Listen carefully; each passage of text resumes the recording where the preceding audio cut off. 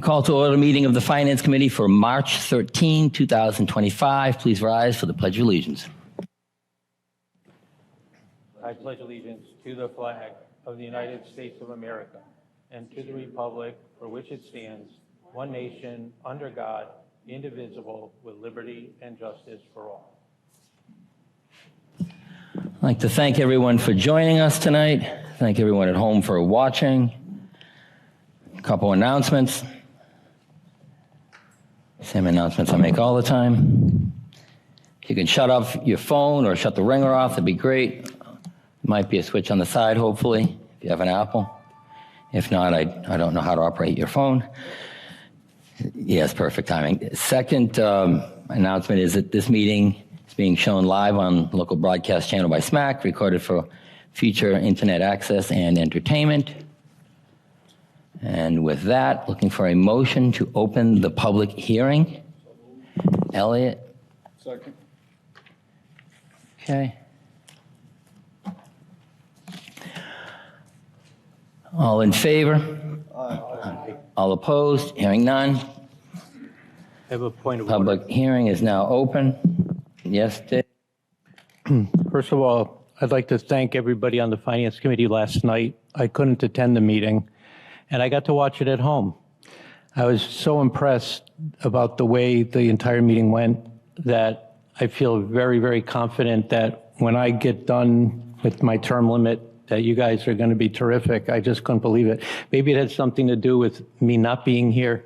I hope so, because I think that's why they even have term limits, probably because of that reason. So I'm very encouraged, and I hope you guys all stick together and do the town's business the same way you did last night. It was great.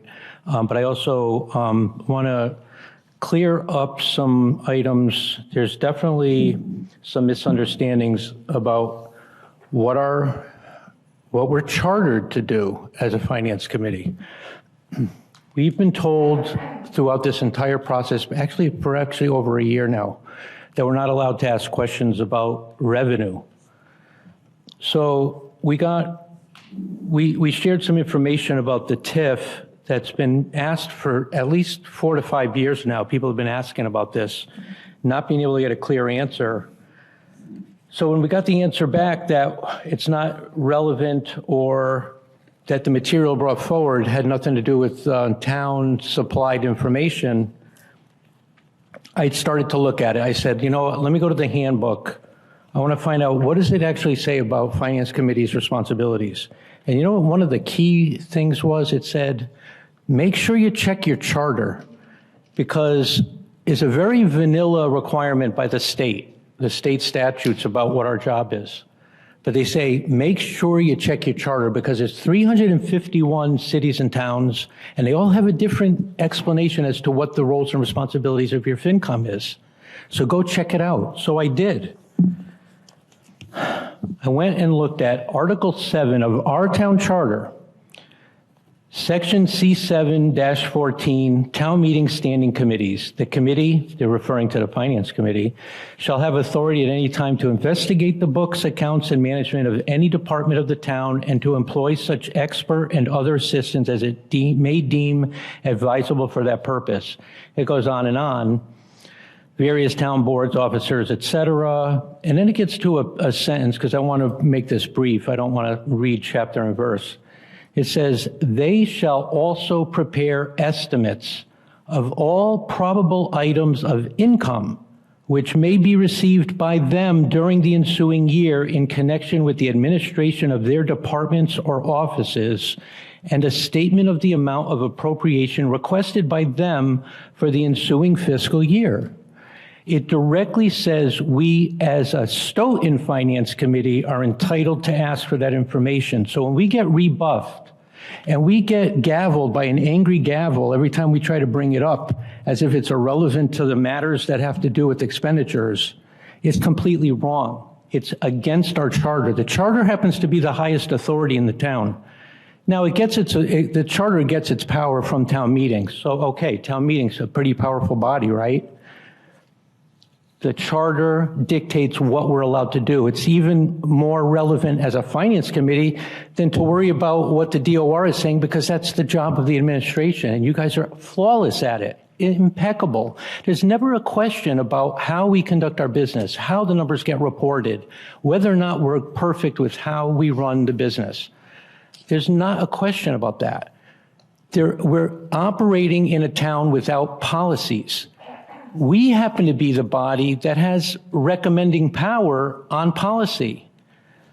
Your administration of running the town can also make recommendations, but not because it's part of the charter, but because you have the power to be able to make recommendations as you deem necessary to do. But you're doing it in a vacuum, just like we are. When we try to tell the select board, these are the policies we're looking for, we're still operating in a vacuum. So when we buck heads over these things, you just have to understand we're bucking heads for a reason. It's because we're operating in a vacuum. We need policies in place so that we have those things that we can say, does it follow the policies of the town, or are we going off in a direction that's not in the best interest of taxpayers? You could be operating against the best interest of taxpayers and still be perfect with the DOR. So there's not a question as to whether or not we're doing things right. It's a matter of the direction you're going in your town as it relates to expending taxpayer money. So I wanted to bring something else up.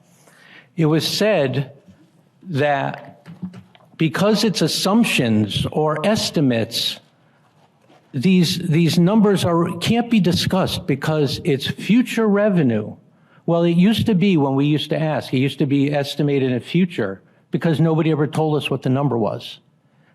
The number came out on December 6th through the accounting office, that the tax dollars that came from the quote-unquote TIF was $946,251.63. As it turned out, we had a report. And the question is, well, was that report a valid report to be talking about in public through the Finance Committee? Because it didn't come from an accountant's office. As it turns out, going back to 2022, the prior account in administration, not the current one, the prior one, fed us information every time I would ask, what's going on with the TIF? What's going on? I was like a broken record every year, bringing it back, because I knew that numbers were rolling off. And I finally got an answer from the town internal auditor. Hope you are well. Finally got a chance to speak with an attorney on this question. Our quote-unquote TIFs were not real TIFs. And the assessor would always remind me of that. Unless taxes are actually being reduced to create jobs, they are not TIFs. A portion of taxes went into the MWRA Infrastructure Fund, and that fund was created by a special act of the legislature. So it's not really a TIF, but it kind of acts like a TIF. So people call it a TIF because they don't know what else to do. They don't want to say, well, it's some kind of special act, because we got some unique arrangement that was done just for Stoughton so that we could connect to the MWRA. That money has been rolling off, as was reported by the accountant's office in Stoughton, the Stoughton accountant's office, on each year how much money was rolling off. But we didn't get a report on when that rolled off until December of this past year. So when we ask, what is going on with the money? I did the math, and I just don't know where it comes in. I don't know how to even recognize the revenue, but I did the math. If you calculate each business that rolled off and as recurring revenue, it should be creating a new base level of our tax base, would be $2,072,602 that I don't even know anything about. It's in there somewhere. I'm sure it's being reported, but I don't have a record of it. I have no idea what happened to that. But in my estimation, that if we had good policies, when something rolls off a debt, that somebody carved out that money, set it aside so that it could be used for debt service instead of the operating budget, which comes into why, and I have a number, I'm not necessarily going to bring it up now, I'll probably bring it up when it's relevant to the agenda, but there's a number that I'm trying to get, that 900, that number that was given by this accountant's office, the $946,000, get that back so that it can be set aside for debt service, which with all the projects, we've all been hearing about all the projects, all the capital investment, all the debt service needed. That's money that should be set aside for debt service and not the budget. And that's why I keep clamoring on this. But I don't want to be told that it's not from the accountant's office that I'm coming up with my numbers. I don't want to be told that it's not something that the Finance Committee should be talking about when it says so in the charter that I can. I'm done talking, but I want to make sure it's clear. And by the way, I have a very, very positive attitude towards how you guys run the ship. But when it comes to policy in a vacuum, I think we're going to keep bucking heads. I think it's just a natural situation because when there's a vacuum, there's people trying to fill that vacuum with their own concepts of what's in the best interest. Okay, and that's all I want to say. Thank you, Dave. Mr. Chairman, may I Yes, give a Mr. Coulter. 30-second comment on that? Not a question, not a response. I'm not bright enough to understand what Dave's asking about, but I do know that he understands what he's asking about, and I respect that. But Dave also talked about the charter, and he talked about policies. I respectfully disagree that the town doesn't have policies. This budget was built around policies, but let's talk about the charter for a minute. This committee entertained a presentation last night from the school department that is in direct violation of our town charter, yet you're doing it. So being lectured is really hard when we're supposed to follow policies, but others can, right out in front of our face, break the charter, violate, ignore the town charter. We follow the town charter like it's the U.S. Constitution. And if we make a mistake that's outside the charter, we are reprimanded by our board that same day. But yet we can submit a second budget 60 days after the first budget, which met the town charter schedule, and nobody's saying a word. There's only one budget before you. It's the one that was voted within the town charter budget. To take up any other budget at this point in time is not right. That's all I have to say. Thank you. Well, thank you very much for that, Mr. Coulter. We're going to get to the agenda now. So we have, yes, Lisa. A point of order or privilege, whichever you want to call it. I want to just second 2 points. One, Dave's point that was brought up in the DLS video and PDF that I handed out to every single finance committee and our town manager, that we are operating in a vacuum with regard. I want to give Mr. Coulter say that we're not really talking against each other. I understand he's working on a set of policies that he's being guided by, but it's not a written set of policies that our select board has put forth as recommended by DLS and every other expert. And to Mr. Coulter's point that he just made, we should absolutely be discussing what Mr. Coulter just brought up. And I would like to add that, or I don't know if on our agenda tonight at the end it would be discussed there. We are going to get back to the agenda. I have allowed a lot of flexibility on this. We need to get to the agenda. What was the question? I have a very short statement. You have a statement in regards to the agenda? Charter, the town charter. It's very short. Section 311-52, finances. The committee shall determine all financial policy not specifically defined by state law and shall exercise general supervision over finances of the school system in keeping with regular budgetary procedures. Thank you.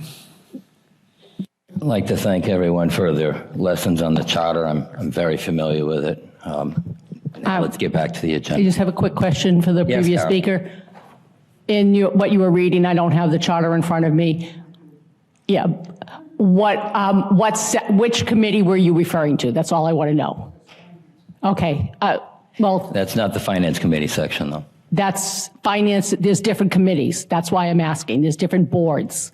So which board has that responsibility that you were just reading from in Article 3? These are the select. Okay, we can go through We the can- whole we charter. can talk about But we're not gonna have a charter lesson tonight. We have actual things to get done here. But it's not the Finance Committee section that quote was from. Okay. Okay. Town budget FY26, Cedar Hill. Would you like to present? We're going to cover Article 6, which is the Cedar Hill Enterprise Fund budget. Thank you very much for being here today, Victor. Thank you very much, Mr. Enochian. How are you? So far, so good. Good evening, Page ladies and gentlemen. 77. Victor Baruzza, Cedar Hill Golf Course. Another stellar year. We're still up on numbers. We're trending up. We've become very, very self-sufficient over the past few years. No subsidies and with measurable results. Everything's still trending up. The only driving forces in my budget are going to be competitive salaries for the seasonal employees. They are currently at minimum wage to do pretty manual labor. We're bringing them up to a competitive wage. Another one is merchandise. We're looking at, we have more golfers. We have a lot more people in. We're entertaining a lot more people. So a line to bring in more merchandise, which all comes right back to the golf course. Everything that we spend, we make back. And lastly would be indirect costs, which I don't have any control over.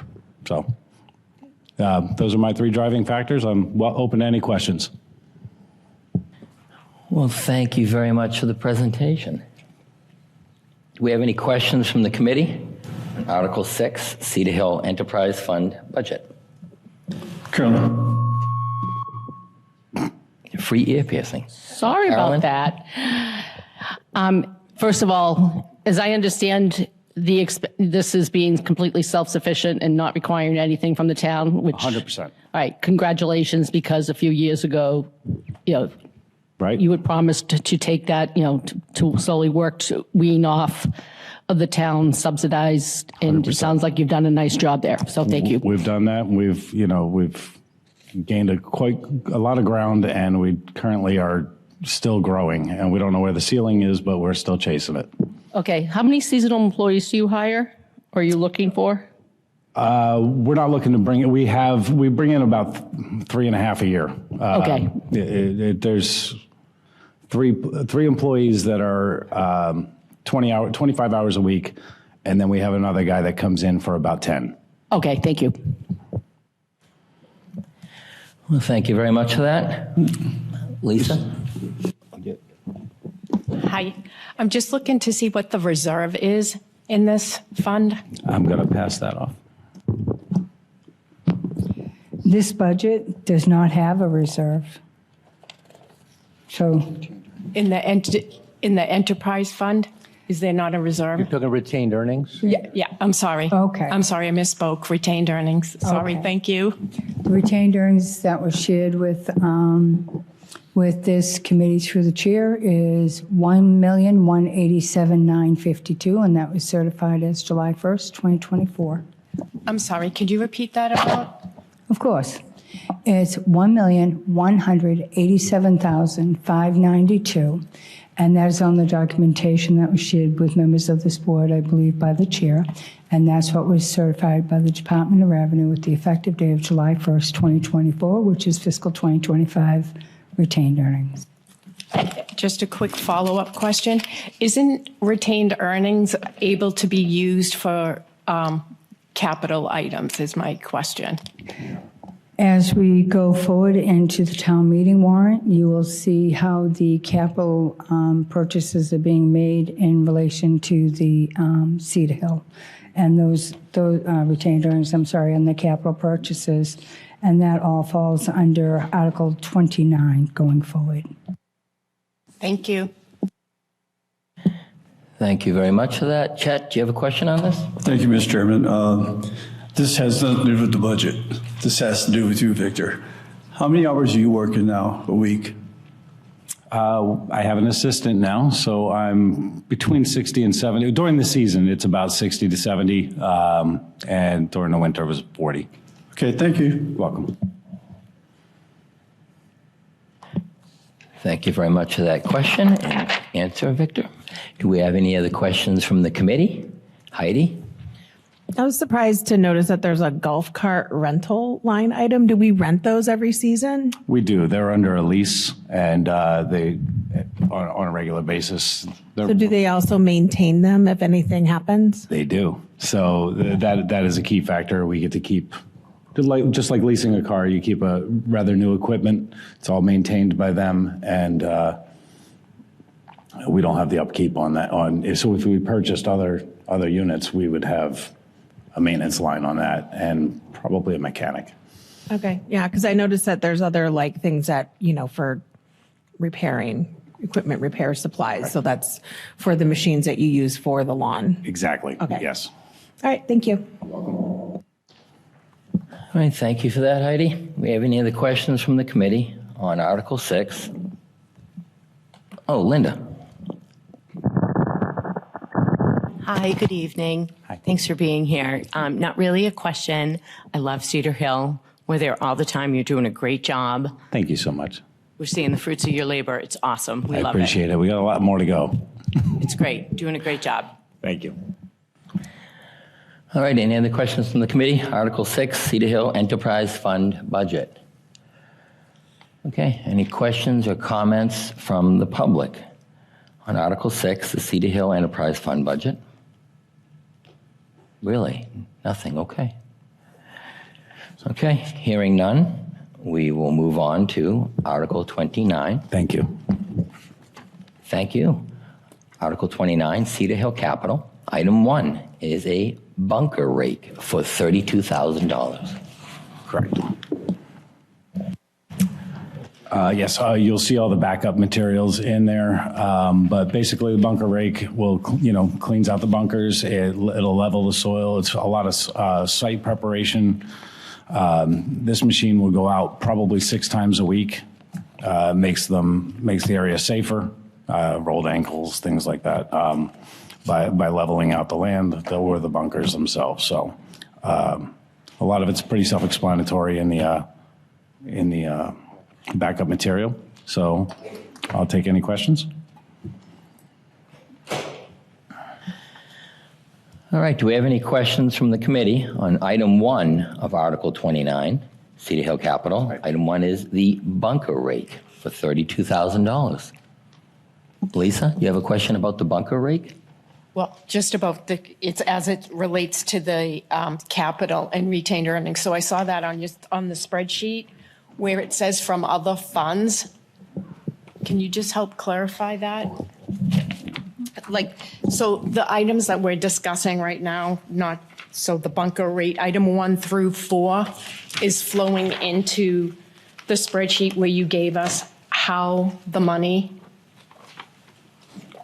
under what revenue sources it's coming?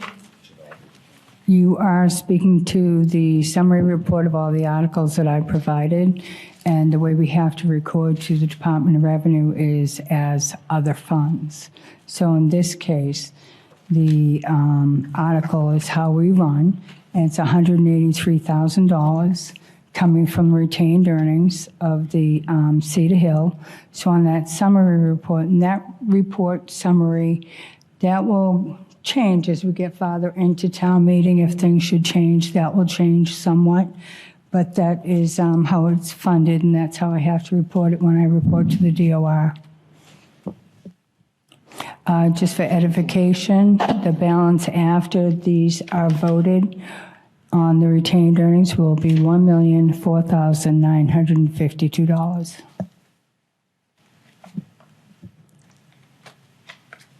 Thank you. All right, any other questions? Absolutely. So we have $1,187,952, which was the free cash that was certified. We're paying for the equipment by the retained earnings, which is $183,000.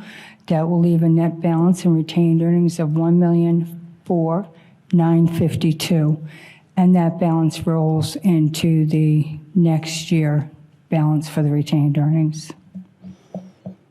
Yes.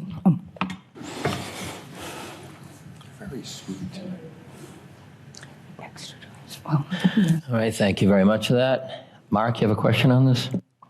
Yes, through you, I just wanted to see if I could be a little simpler. So all of the capital projects for Cedar Hill will be paid for by the money that they raised. I just want to, because you're saying all these things, retained earnings and all this, but I just want to lay it simple to everybody. The 4, and I want to say 4 capital items Yes. for Cedar Hill are going to be paid by money that they raised at Cedar Hill? Absolutely, yes. Thank you. That's You're all. welcome. I just wanted to know in simpler forms instead of all those terms. Sorry. Thanks. You're welcome. Thank you very much for the question, Mark. I'm going to read the proposed motion for clarity on Article 29. Proposed motion that the town vote to appropriate and fund from Cedar Hill retained earnings $183,000 to design, permit, install, and construct and purchase capital improvements projects and items for the Cedar Hill Golf Course, all as set forth in the chart below. Item 1, bunker rake. Item 2, fairway mower. Item 3, multi-purpose vehicle. And item 4, unforeseen building maintenance. Do we have any other questions from the committee on item 1? Part of Article 29? Yes, Elliot? Thank you. I think that's about to make some terrible noise here. I did get the things that you sent an email on the, I believe it was the mower, and there was a lot of information that probably not relative to this particular thing, but the mower you're getting, it had options of this engine, a diesel engine, and this. Can you tell me which one of them you were going to buy? Nope. Are we talking about the multipurpose unit, or are we talking about the fairway mower? We are on the bunker rake. The bunker rake? Yeah. Okay, so if we're still on the bunker rake? Still on the then- bunker rake, yes. Yeah, there was only one option on that. Is that the one you're talking about, Elliot? Don't do that. Thank you for that, Elliot. No, I believe it actually was the fairway mower. Okay, as far as the We're going to bunker finish rake up the bunker rake, then we'll get to that. As far as the bunker rate concerns, there were big options and smaller options. We need the smaller option for our daily use. Okay, do we have any other questions from the committee on item 1, bunker rake, part of Article 29, Cedar Hill Capital? Hearing none, do we have any questions or comments from the public on the bunker rake? Item 1, part of Article 29, Cedar Hill Capital. Hearing none. Next item, we have item 2, fairway mower for $70,000, also part of Article 29, Cedar Hill Capital. So this is for the fairway unit. The fairway unit is another daily use machine. It's cuts at a ½ inch. It's a specialty unit. It's not something that would sit dormant or goes by the side. We are looking at an electric option to do the fairways. We are a small enough course where we can pull that off. A larger course would have a little more difficulty. And as long as all the stars align and it looks the way we are, we're going to start to go green in that respect. There's no hydraulic fluid in it, so we don't have run that risk of breakage and damaging turf. And it's a lot quieter and, of course, better for the environment. I'll take any questions. Sorry. All right, thank you very much for that. So you're saying it's an environmentally friendly fairway mower? Correct. Well, thank you. Do we have any questions from the committee? Chet? Thank you, Mr. Chair. Victor, if we do electric, do we have enough power up at Cedar Hill to plug this thing in and keep it running? Or do we have to increase our electricity output? We do. If we had an entire fleet of them, no, then we would need electrical work. But for the one unit that we'll start with, there's no changes that need to be made to the electrical panel. All right, so you have the ability to plug in like you do for an EV car? It's basically the same thing, right? Honestly, I don't know how an EV card goes in, but it's just a general plug in the wall with a little transformer that comes off of that. And it would have to be charged about every 3 days. So it's pretty good. It's a lot different than I thought. Okay, thank you. You got it. Well, thank you for that question, Chet. Thank you, Victor, for the answer. Arnie, do you have a question? Yep. Hi. Hey. This is curiosity more than it is anything critical. Sure. Are you planning on putting in, there are 3 levels of chargers, level 1, level 2, level 3. Level 1 is just 110. Level 2 is a 250, and a level 3 is a supercharger, which you would see with some of the all-electric vehicles. What are you going to be putting in there? It's the 110. again, where we're a smaller course, it doesn't need to be a supercharger where it needs to be done. How big is the battery on it? I want to say that there are 5 lithium batteries in it, and those batteries, I was working with a golf course in Weymouth.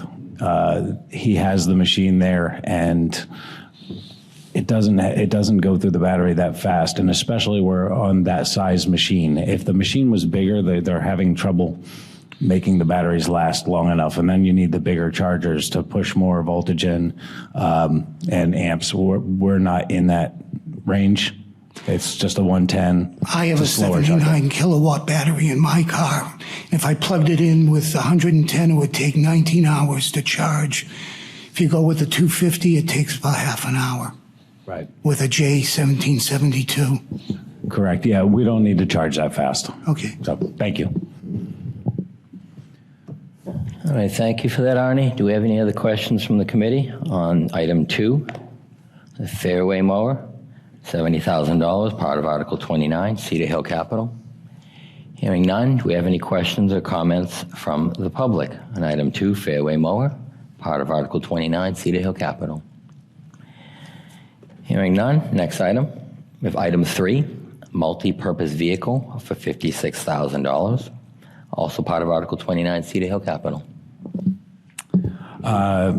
You'll see the backup material for this machine as well. It is a multi-purpose vehicle with multiple attachments. There are plenty that are available that are all going to be part of our daily use, things that are going to, we've now come to need to make sure that this golf course maintains the quality that we have brought it to and where we're taking it to. We're going to be able to keep a lot of projects in-house in the future and not have to outsource anything and be even more self-sufficient than we already are. Any questions? All right, thank you very much for that. Do we have any questions from the committee on item 3, multi-purpose vehicle, $56,000? Also part of Cedar Hill Capital, Article 29. All right. Hearing none, questions or comments from the public. Item 3, multi-purpose vehicle, $56,000, part of Article 29, Cedar Hill Capital. Hearing none, we go to the next item on the agenda. We have item 4, unforeseen building maintenance, $25,000, also part of Article 29, Cedar Hill Capital. Perfect. Article 4, or Part 4, is basically exactly what it says. It's unforeseen maintenance. It's just access to the retained earnings for any emergencies, HVAC, plumbing, or electrical that would happen to the building to make sure that we can get it fixed in a timely manner, because we can't wait until town meeting for air conditioning or something else. So, any questions on that?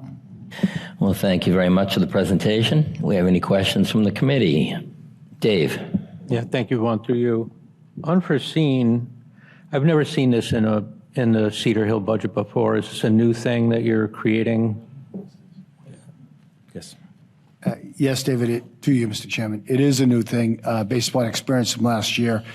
We spent almost $40 million by regulatory mandate on alarm system. Pardon? 40,000. 40,000. What did I say? 40 million. It's a big course. I usually only ask big questions, so $40 million sounded right. Thanks, Paul. $40,000, and we had a real struggle in getting it done because we couldn't get at the retained earnings. We can only get at them once they've been certified every year. So although we had a regulatory mandate to do it immediately, widen the entrance and the exit, put in an alarm system, we didn't get it done for 6 months because we couldn't get access to the retained earnings. And we can't use the similar fund in the DPW because it's an enterprise fund. We can't transfer money between the two. So we're just asking that the budget line item be put in place for $25,000. So if we have a similar type challenge, an electrical problem, a plumbing problem, a roofing problem, a window problem, there's $25,000 that's already been freed up. Likely we'll be turning it back into retained earnings. But we could have gotten a lot of trouble last year taking 6 months to meet a fire department mandate because we couldn't get out the money. Well, I guess if it's all right to you, Vaughn, I just wonder whether or not the Finance Committee has the ability to move funds as a transfer why that wasn't looked at. Not for an enterprise Not fund, allowed. because you'd be moving it out of the municipal budget and into an enterprise fund, which you can't do. About that, we can't move retained earnings within the, okay, that was kind requires, of where, it needs to be certified it before. has to we be do this. certified. Okay, Yes, sir. thank you. That answers it. Well, thank you very much for that. Mark, you have a question? Thank you. Yes, through you. For the unforeseen building maintenance, is this going to be a yearly capital thing, or is this going to be part of the budget going forwards? In the future, Mark, we'll build it into the budget. It won't be an article. We'll just build it into the budget. It'll be, okay, so it'll be a line item It's a in great your question. budget? Yes, sir. Okay, thank you. All right, do we have any other questions from the committee on item 4 of Article 29? Carolyn? I have more of a request. In the future, if you use this at some point before next year, could we get a summary of whatever it was used for? Absolutely, and Thank you. it's not for regular maintenance, Right. it's for emergency repairs. No, that's fine. Thank you. We have a budget line for regular repairs. And Carolyn, just for you, in the pro shop this year, they'll be selling golf balls that go straight. Oh, Yeah. that's what I need. That and I just want to drive a golf cart. Carolyn, I didn't say that. Well, thank you very much for that. Thank you for the notification that there's new merchandise that will help people's game. I think it's very important. Do we have any other questions from the committee on item 4, unforeseen building maintenance, $25,000, part of Article 29, Cedar Hill Capital? Chet, you have something on this? No? No, I just thought it was kind of funny that he's selling golf balls that go straight. I buy the ones that got Cedar Hill and they go in the woods. You're buying the wrong ones, apparently. You need the GPS ones. That way we can find them and sell them again in the pro shop. That's how we've been doing it. That's my secret. Thank you very much for that. Any other questions from the committee? Item 4, unforeseen building maintenance, $25,000, part of Article 29, Cedar Hill Capital. Hearing none, questions or comments from the public? Cynthia Hill?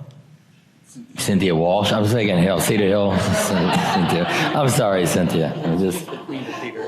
Cedar Hill, yes. Cynthia Walsh, please identify yourself for the record. As the chairman said, my name is Cynthia Walsh. I live at 1096 Park Street. I'm a direct abutter of the golf course. It's a great neighbor. Really helps lift the neighborhood.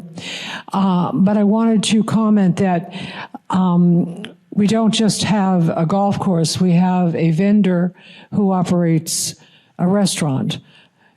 And if it's 90 degrees and she's got no air conditioning, she's not doing any business. And she has a contract with the town. We're responsible for that AC.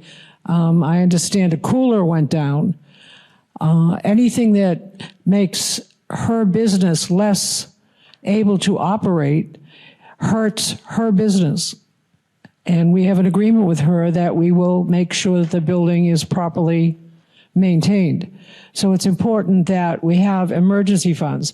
You know yourself, if you own your own home, no refrigeration unit or plumbing problem has ever occurred except on a Saturday or a Sunday or a holiday. Thank you very much, Cynthia Walsh.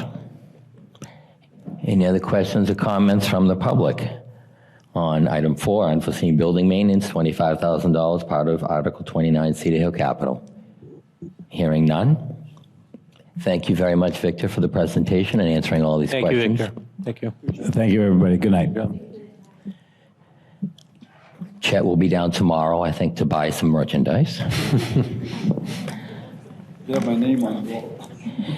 Next item, we have Town Budget FY26, Cable Public Access.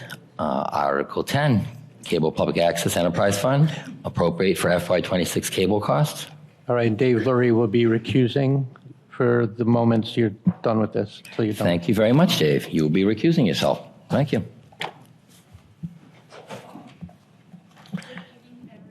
Good evening, everyone. My name is Anya Zolavnik. I am the station manager for Staton TV. and I'm here today to give you like a brief description of what we did during previous fiscal year and what our budget is going to look like during upcoming fiscal year. As you know, we record a lot of government meetings. We're recording this meeting right now. And also we are recording another government meeting, the planning board at the library.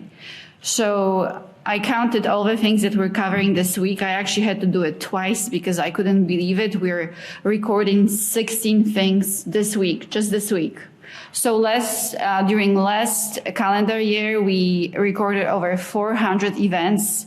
That includes government meetings, things that take place at the high school, at the library, at the middle school, at different locations around the town. So we recorded 406 meetings. That means that on average, we record 7.8 meetings per week, almost 8 things every week. We have a very small staff, so we try to be very efficient and organized so we can cover all the things that are taking place in the town. The residents rely, on our coverage of government meetings. They want to, know everything that is going on in the town. So we fill in a very important role of providing information to the residents since you don't have a local newspaper like some other towns do. Last year, we asked for $491,000 and $400,000.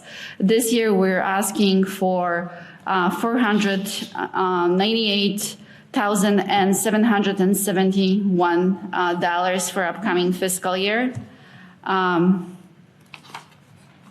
We upgraded a lot of equipment over the last 3 years. As you know, the station moved to the current location 13 or 14 years ago. That's when all the equipment got purchased. So over the last 3 years, we've been replacing a lot of equipment at the town hall, at the station, and other equipment that we need. For example, a year and a half ago, we only streamed live government meetings. Now we stream all our free channel, educational, public, and government. Any questions? Thank you very much for the presentation. Carolyn, do you have a question on this? Yes, thank you, I do. And I apologize that I have to say very little about the cable access fund. So if my questions seem very basic, I'm just trying to learn. There's a note here that says although it's an enterprise fund, the town only pays out what we collect in revenue. So what are we collecting in revenue and who's paying it? Yes, so your town has 2 cable providers, Verizon and Comcast. And we just signed the new contract with Verizon a few months ago. So we get 5% of what people pay for their cable box or cable bill. And with Comcast, we signed the new contract like a year and a half ago. We also are getting 5% in franchise fees. So this money is sent to the town quarterly by Comcast and Verizon. And that's what we get, minus a little bit less because, it's hard to predict how much is going to come. So Biz was very nice. We met with her 2 days ago, me and the chair of the board, and she's been, trying hard to find out what our retained earnings are. And I believe that it was slightly over $60,000. So there's always a little bit left. Which is good. We want to have, a reserve. And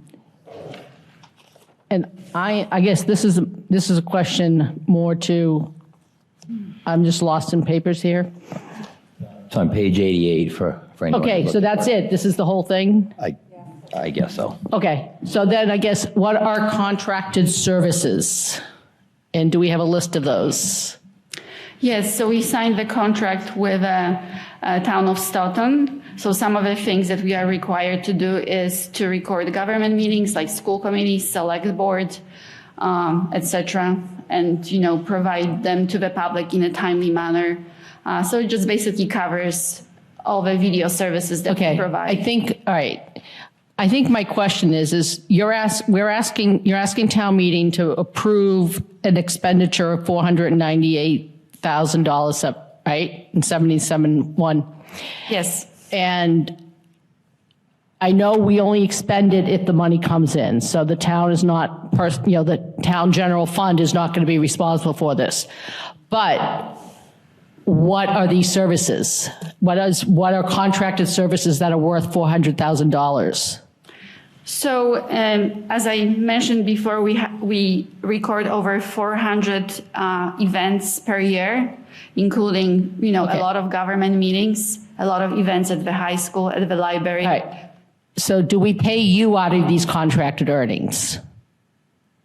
Yes. So we get a payment from the town on monthly basis, and that covers the coverage of all those events that we cover. I get that it covers the events, but I'm presuming that, like all of us, you have a job, this is your job, and you're not doing it for free, which is fine, because I would not do my job for free. So where is your salary? So that number that we're asking for, it covers utilities, insurance, rent, office expenses, salaries. It covers all our expenses. So then why isn't it itemized on here? I have it here. If you need a copy, I can provide please.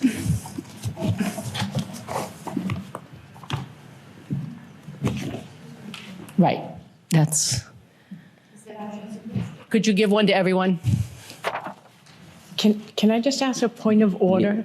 Yes. Lisa, do you have a question on this? Helen's in the middle of a question, but Just in general, aren't they a separate business? we're going to finish this part of the question here because she's passing out the information now to, I think, to clarify Carolyn's question.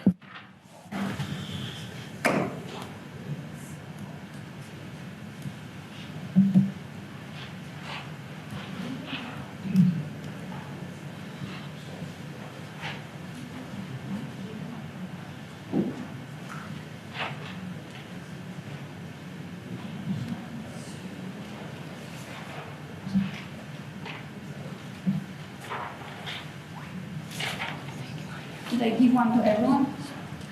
You got one? I got it. Okay. You're welcome. Thank you. This is helpful. I guess just looking at it, the rent is for the office building up at North Stoughton, right? And then utilities, insurance, payroll. All right. So we have your salary. Who else is on the payroll? So right now we have 3 full-time employees, including me, and 2 part-time. And we also have some interns from Stoughton High School and from local colleges. So we have 3 students that graduated 1 year ago from Stoughton High School, and 1 that graduated 2 years ago. They go to local colleges and they still want to get training and help us. So we have, quite a few kids from Stoughton. Okay, no, that's fine. And I know you've done some programs to help kids learn how to make their own cable TV shows. I'm just trying. So we have are the 2 part-time people, are they ones doing a lot of the filming? They do. So we have 2 part-time people that, for example, John, who's a part-time person, was recording yesterday, Stoughton Redevelopment Authority. So yes, they help, record a lot of things in the evenings and on weekends. Okay. And the full-time employees besides you, what are they? What are the roles? So one of them is Caroline that is recording this meeting today. So her official title is videographer and editor. So she records a lot of things in the studio and at the town hall, and then she edits them. Okay, so we have there's you, who's the manager. We have a videographer, editor, full-time. We have part-time people that because there's so many events, one person can't do them all? That's And then exactly what's what the it other is. full-time person? So it's also Luke, who is the director of programming. So he's the person that is responsible for scheduling all the meetings. As you know, we have 3 channels, so that's a lot of very time consuming to schedule all the meetings. He adds them to our website and to our YouTube channel. All right, and then you oversee the whole thing? Yes. Okay. No, thank you. That's just, I just wanted to know what we were, what these contracted services actually were. Thank you. You're welcome. All right, thank you very much for that, Carolyn. Do we have any other questions? Lisa, did you have a question on this? No, just for clarification, I just thought that as Stoughton Media Access, it's a little bit different than the other enterprise funds. That is correct. Yep, it's okay. We are a nonprofit organization that has a contract with the town, which is very common for Massachusetts. A lot of community television stations are nonprofit. Thank you for all you do. You're welcome. All right, thank you very much for that. In the proposed motion, it does mention that it is an enterprise fund. It's an enterprise fund, so hopefully that's some clarity on that. Heidi? In the future, just for the sake of like streamlining everything, I know that you guys have been busy streamlining everything this year anyways, but if this could get broken down just like the other departments, because it's kind of odd to just see contract services with these big numbers versus the other departments have their staff and then they have all of the other things. So if that's something that can be worked on in the future, that would be awesome. Definitely, I will pass this to my board, and it will be up to them since we're a nonprofit, but I don't think that will be an issue. Thank you. All right, thank you for that. Do we have any other questions from the committee on this? Article 10, Cable Public Access Enterprise Fund, appropriate for FY26 cable costs. I was a little surprised to get this tonight, a budget breakdown. I mean, all the other enterprise funds provide it well in advance. I was a little surprised to get this. But, okay, any other questions from the committee? Article 10, Cable Public Access Enterprise Fund, appropriate for FY26 cable costs.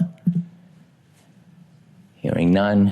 Any questions or comments from the public on Article 10, Cable Public Access Enterprise Fund, appropriate for FY26 cable costs? Cynthia Walsh, please identify yourself for the record. As you said, my name is Cynthia Walsh, 1096 Park Street. This is a comment is similar to a previous speaker. I do like the way, by the way, I don't get cable because I'm here on cable. But I do like the way that during school vacations you offer programs for the town's young people. It's important. Many children, parents work, whether the kids are on vacation or not. So it does give them a place to spend time and learn a new skill. And with the preponderance of meetings we have in this town, we're going to need a steady flow of young people coming in to tape them. That is so true. Thank you very much for that, Cynthia. And yes, we do offer workshops during February vacation, April vacation, and then as soon as the school is out in June. Yes, Chad. Thank you, Mr. Chairman. Do we still have volunteers that help out up there to operate the cameras and things like that? We do. We just got a great new volunteer that has his own new show. It's called Around Town, and also Lisa Lyons has a show as well. So yes, we always are getting new people interested that are interested in producing their own shows. So 2 most recent ones is Around Town and the show with David Walsh. Another one would be show is with Lisa Lyons.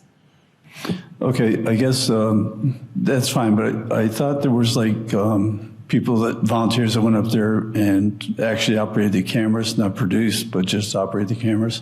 We make this easier now for residents, so the staff helps everyone with technical issues, just to make it fair for everyone. Not everyone, has camera skills or editing skills. So we take care of all the technical aspects, and then the producers are responsible for content, for coming out, with a type of a show they want to do, who they want to interview, and so on.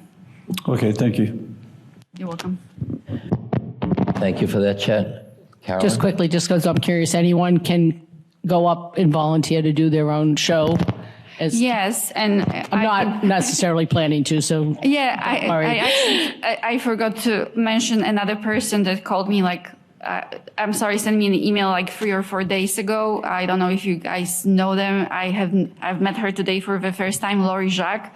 So she says, I want to record a show. And I'm like, well, it's super easy. So she came today, and we ended up recording 2 shows for her. So, we get requests all the time. And yes, public schools have to take all the kids. Public library has to let everyone use their facility or borrow books. We would help any resident with a show. No, I like that. I have to say I like that idea, because in the past, one of the burdens has been, do you know how to use the equipment if you wanted to make a show? And so many of the people really do not, nor were inclined to really want to learn. So I think that is very helpful. So thank you. You're welcome. Elliot. Just a quick question. When you updated the equipment, what happened to the old equipment? So the old equipment is still in our studio. It's not even, easy to get rid of equipment nowadays. I don't know if you tried. Sometimes you even have to pay for it. So we had to replace some of the equipment because it was SD, and nobody really wants to watch SD anymore. Everyone wants to watch things in high definition. My kids even want to watch in 4K. If you say HD, they their phones are in 4K. So we had to replace, keep up, with the times, and the old equipment is still in the studio. At some point, I will have to figure out how to get rid of it. Sort of like my car. Well, thank you for that, Elliot. Do we have any other questions, comments? Heidi? So I know your budget in the grand scheme of the overall budget is not ginormous, but I was wondering, because you have so many people coming in and interns and people from the community, do you apply for grants at all? Are there grants available to support what SMAC does? That's actually a great question. So a few years ago, I looked with my previous board, for places where you can apply for a grant. And as far as I know, there aren't really any. There are grants for public libraries, for schools and other things, because we're such a new concept, community television stations. There really aren't any out there. Maybe in a few years, and we definitely will apply. But it's, the questions that came up over the years many times, and from different towns, and there aren't just really places for us to apply for any grants. All right, any other questions from the committee on Article 10, Cable Public Access Enterprise Fund, appropriate for FY26 cable costs? Hearing none, any questions or comments from the public on Article 10, Cable Public Access Enterprise Fund, appropriate for FY26 cable costs? Hearing none, thank you very much. Have a wonderful evening. Thank you so much.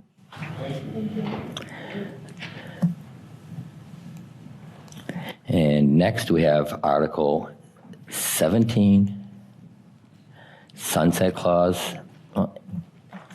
Dave's back. Dave's back. All right. Article 17, Sunset Clause, Article Closeout and Extensions.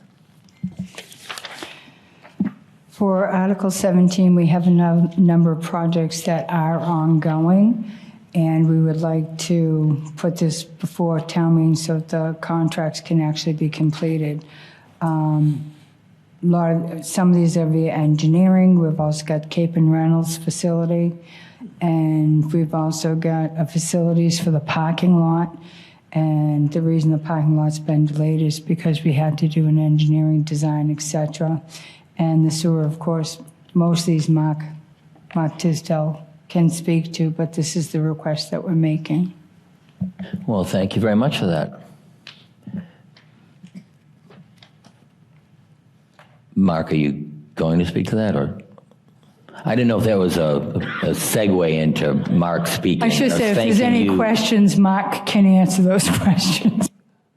Yeah, I mean, if there's any questions, I'd be happy to answer them. Okay, so we have a list of various articles here. Carolyn, do you have a question on this? Yes, I do. Just when are these articles supposed to expire? And does it look, so you're wanting to extend them to, looks like all to June of 27? All but one, the last one, which is the Bird Street Trail, we would like to extend that to 2028. Oh, okay. All right. And when would they expire? They would expire on these dates where we say extension requested. If we ran into a problem and these were not going to be completed in that time frame, we'd have to come back. But we discussed this at length, and we feel as though these dates are accurate. Okay, no, I'm sorry. I don't think you. When would they expire if we didn't vote to exempt them or extend them through the sun? Sure, no problem. They would be expiring this June.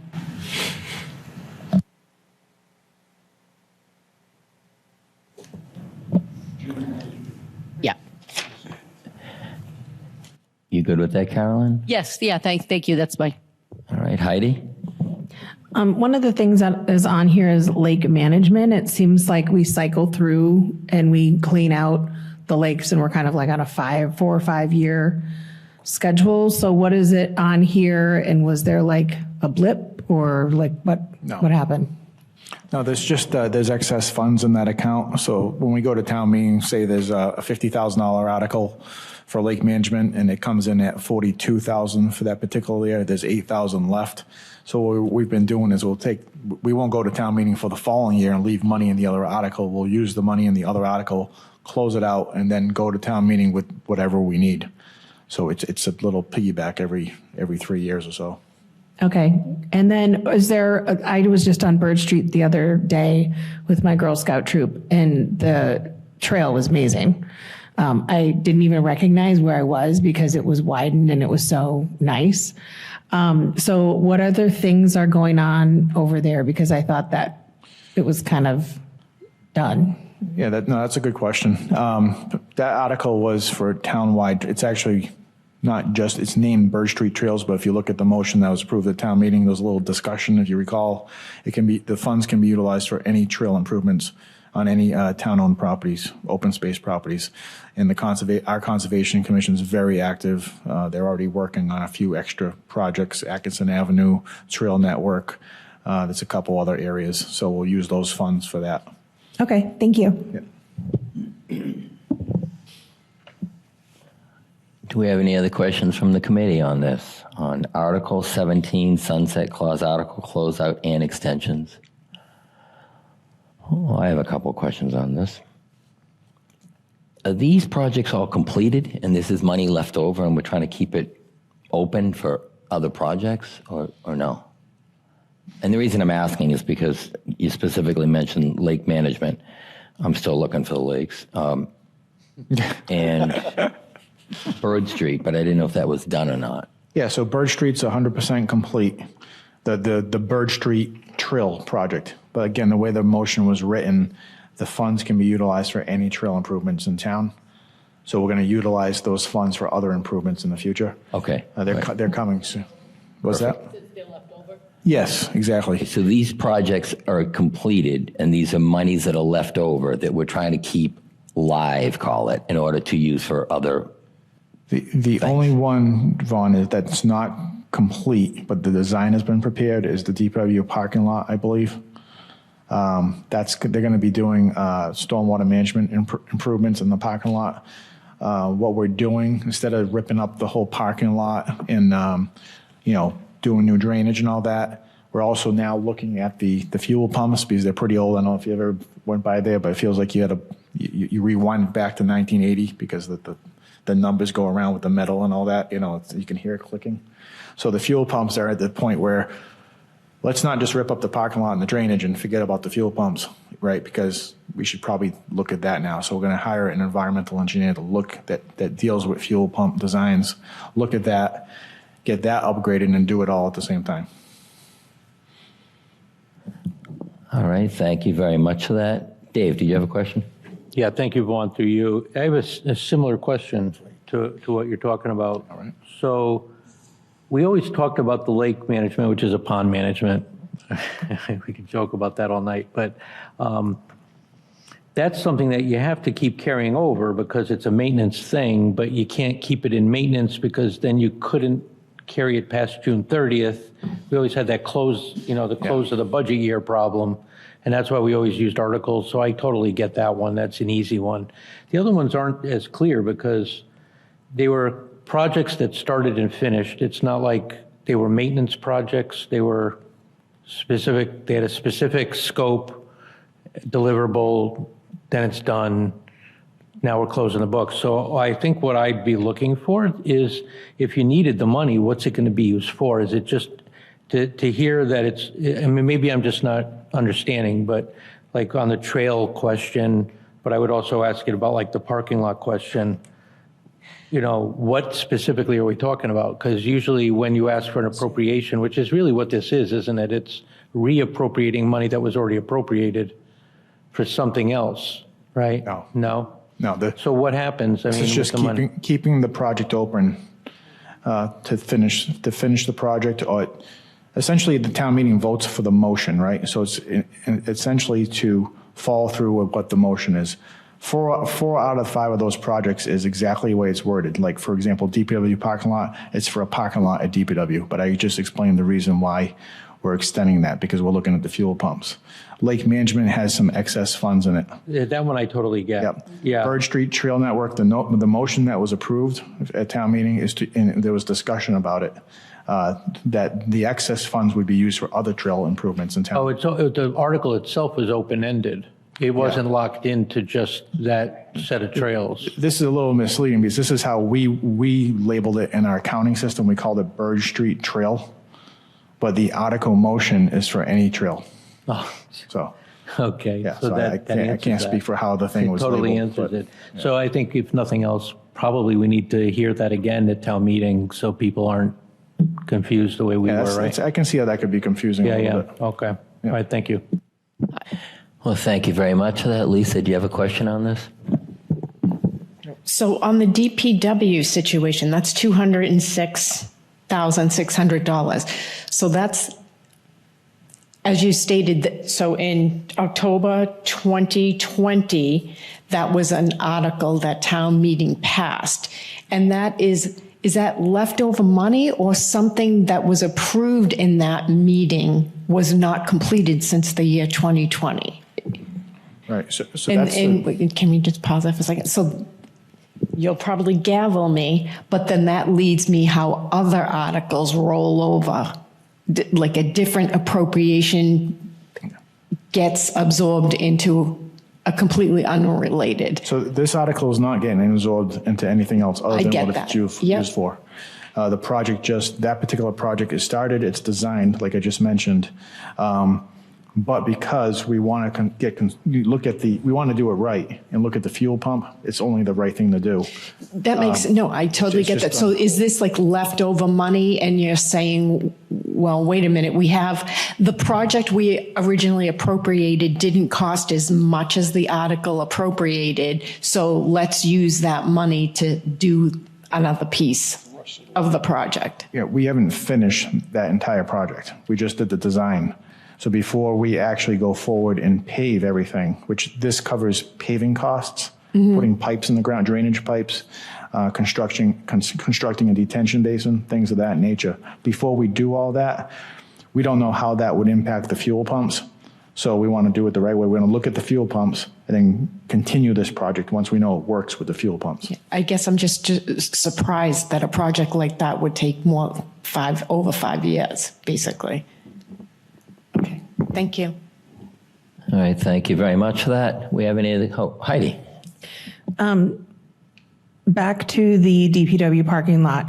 Are those tanks okay? Because I know they only last like 30 years or something.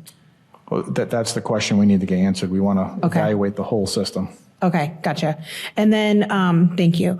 And then the Cape and Reynolds Recreation Facility, is that the dog park? Correct. Okay. Is it possible for that money to be used to paint the house?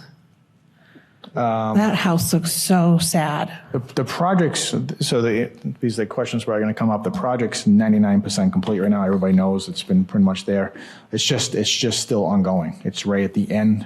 That's why we need to keep it open till 2027 to process any future bills that come in. Once it's open for a year, if there's a garbage can or something else we need to add, that, oh, hey, that would be nice there, we can utilize that as long as it fits the scope of the motion that was approved at town meeting. Okay. So that's just limited to the dog park, not the house? It's the whole thing. Okay. Yep. Can you paint the house? All right, thank you for We'll have to that. look at the motion that was written. Thank you. Carolyn? Yeah, I guess just to follow up on that, because I was a little confused. So Okay. the goal here, all right, the DPW parking lot isn't done. And you need to continue to work on it. I get that. And the lake management, you want to continue because, there's always lakes or ponds that need To spend going money. pulled out. All right. And I get the Bird Street trails. All right. And I can now with the Cape and Reynolds is you want to have like the dog park open for a year or so to make sure everything is covered. All the bills are paid before you close it out. And and considering that it's, March and it would expire in June, you need to extend it. Correct. Okay. We're still receiving bills for final Right. construction. That's fine. That makes sense now. That was a question I had. And then finally, I guess the sewer one, what is, go through all of them. What's the sewer one? Yeah, the sewer one, I'd have to refer to Keith on that one. It's a project through the sewer water department. So it looks like there was, it looks like something with Washington Atkinson. I believe there was a town meeting article, but I kind of like to know details before I speak. I believe it was to design a sewer connection down Atkinson Avenue into Washington Street next to where the sewer was installed for Kelsey Drive. But I don't know where that's at or the status on that. It was something that was handled through our previous water sewer superintendent. Okay. It's all part of the same thing. Could we Yep. get some information on that just so that, is it a project that's ongoing and needs to be finished or wrapped up? Or is it a project that, is done? We can get that for you. Thank It's ongoing. Well, thank you very much for that. Lisa, you have a question? Yes, it's just the second part of my previous question.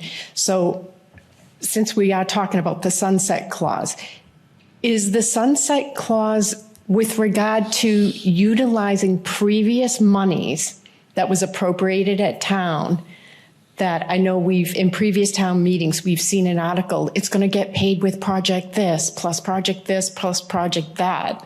Is that effectively going to be reduced because of the sunset clause now? I thought I saw some of that this year, but I'm wondering if that's because of all the items on the balance sheet that was grabbed in future years that shouldn't happen. I'm looking to get clarification on that. Did you understand what I'm trying to get at? Every single year, we vote projects. And as those projects wind down and we do not spend all of that money, it does become available, depending on how the project was voted, to reappropriate to another project, another like project. And you do see a lot of these in this report for this annual town meeting, that we want to take funding and reallocate it to other projects, as opposed to borrowing or creating another funding source. We have money out there. We want to reallocate that so that we can actually use it. Now, on this aspect right here, because these are still ongoing, and that was confirmed with the sewer superintendent, Mr. Anastasia, we vetted these, and we just want to be able to complete the projects, because if we don't extend these, the project will get shut down without being completed. So we're just trying to get these completed. So I understand that about these projects and how that's operating. So the sunset clause is not going to in the future limit. Let me just give you context of my question. So I'm just concerned that as a town meeting rep, when we appropriate money for a specific project, I personally don't like to see, oh, there was money left over and it got reappropriated somewhere else. I'd like to see it come into, I guess it would be free cash, and then voted as a separate appropriation. But can you clarify those two different approaches? Well, the sunset bylaw is what we have to go by, number one. Number two, if we go to town meeting, we vote out all of these articles that we've been trying to clean up, and I'm doing hypothetical. Let's say we have $1 million of projects that we can actually close. So we close those out back to the general fund or back to the enterprise funds, wherever the money came from. That's how we have to do it. Once we do that, you don't have access to that money for a good year, year and a half, until free cash is certified. So this way, we don't have to wait for certification. We can, by town meeting vote, reallocate those funds, which is allowable. Thank you. Well, thank you very much for that. Do we have any other questions? Heidi? Back to my little expedition over at Bird Street. On Bird Street, when you walk in and there's the gate that's always closed, that whole area was cleared out, I believe, for parking. Yep. And then a trail was supposed to be there, and it looks like it's not complete. Is this money part of that project, or is this money just for the foot trails? And what happened to putting the gate like at Glen Echo there? And what's the status with that piece of the project? Yeah, so the whole project's complete. The gate was a separate town meeting article. I think it was last year, to be honest with you. So the gate's a separate one. I'd have to check with Jerry McDonald, the Conservation Commission's working on the gate issue. The whole land's under the care, custody, and control of the Conservation Commission, so they run the show with that. So I can get an update from Jerry on that particular article. But for this one, the project's complete, and there's a gravel parking lot there, and there's actually a gravel walkway that goes all the way down to where the trail network is from the gravel parking lot. The gravel on the trail, it looks like a bunch of it's getting washed away because the path is like this big, but the gravel is only here. So it's just kind of spreading out. So it looks weird. And my understanding was that it was supposed to be like for some handicapped accessibility to the war memorial, or there's a memorial further in, but I don't know if that's... So if that is awesome. If that's occurring, then our DPW needs to go out there and maintain this path every year. Usually after the wintertime, you're going to get a lot of that washout kind of thing. Just like if you could play on gravel baseball, softball fields, they kind of wash out because nobody's using them.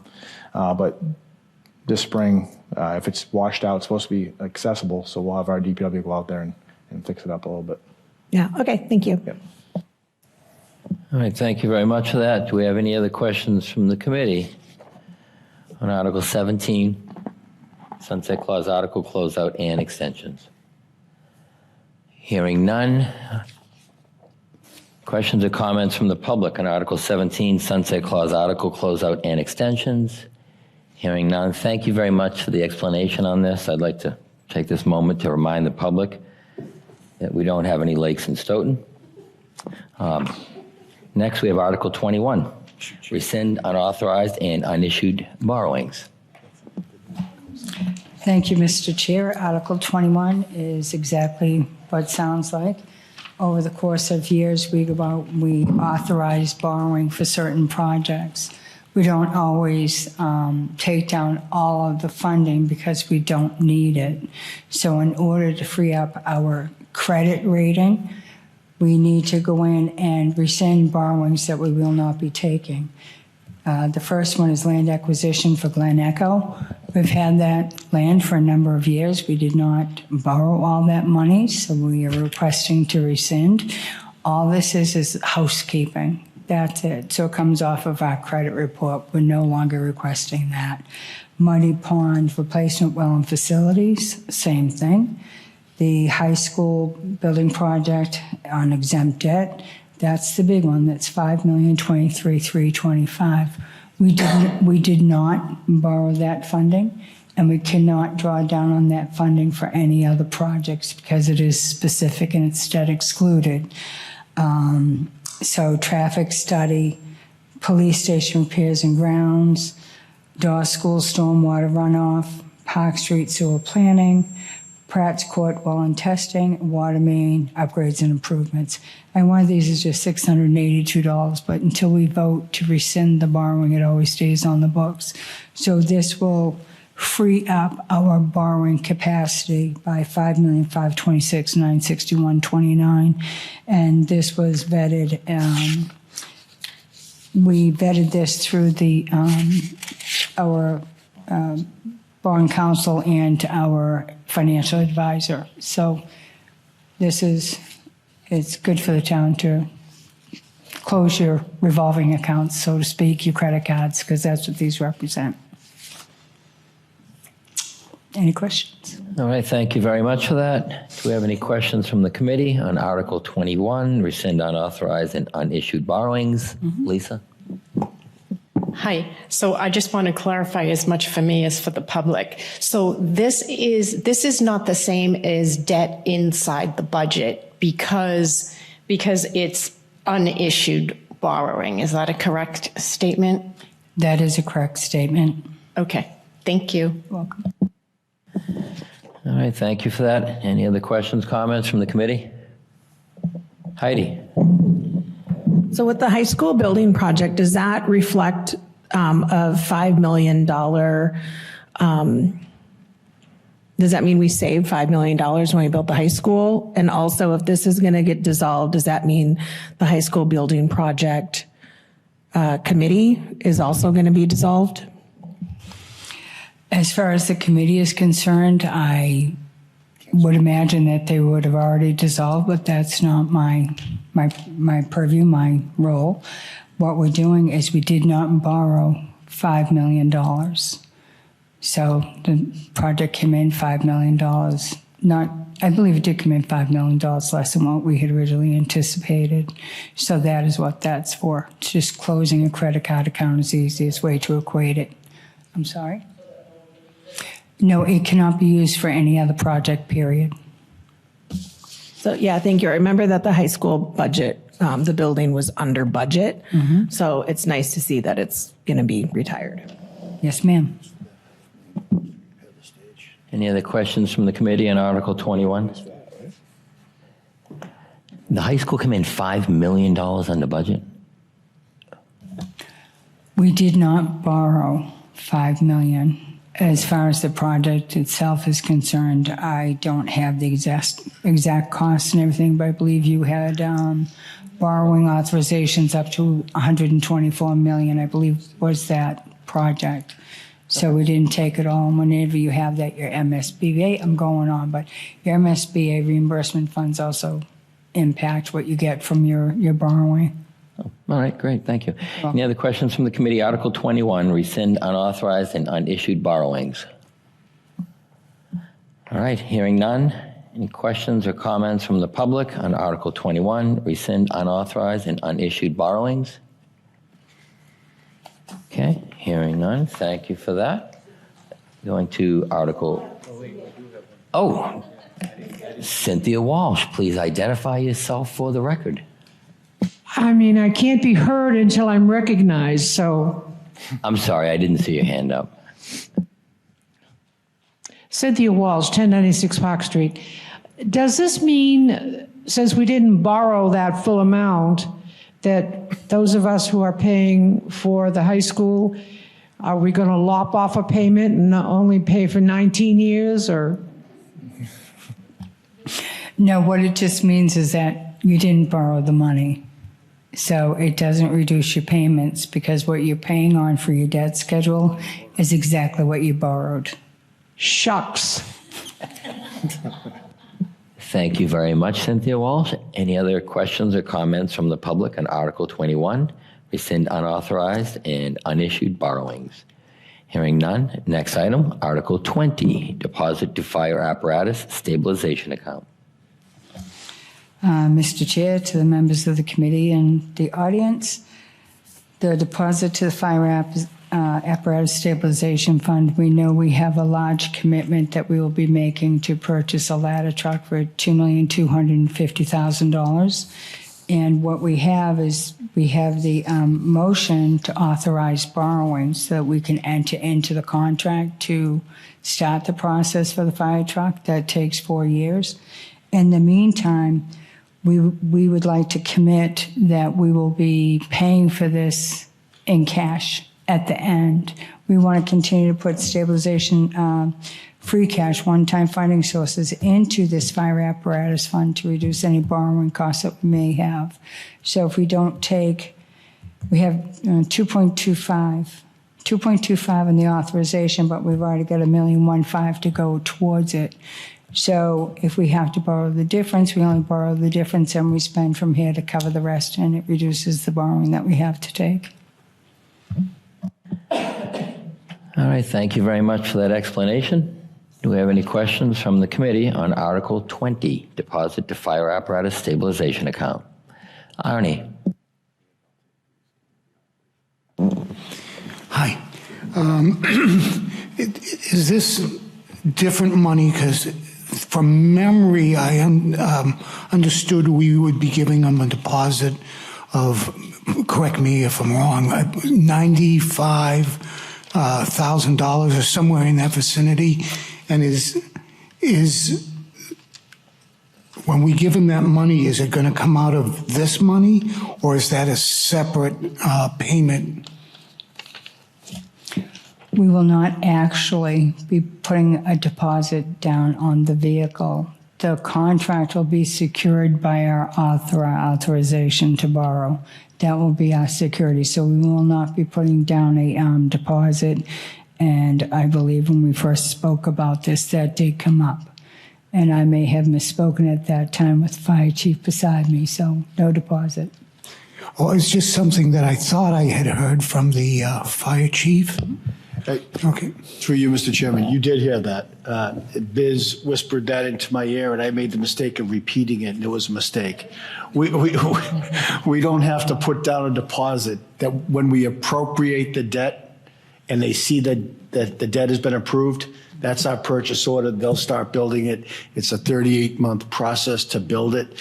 And as Biz said, our goal is to pay off the note before the note becomes due, or excuse me, before the truck is finished, and not borrow money at all, because that debt is up over 8% now. And that's why we're paying cash for capital equipment. Thank you very much for the clarification. So that was Biz's fault. I just want to go on record on that. This is a no-fault meeting. Well, thank you for that, Arnie. Do we have any other questions from the committee? Lisa? I think he had a question before me. Mark, would you like to go? Mine's actually pretty quick. What's the actual amount we're putting into the stabilization fund?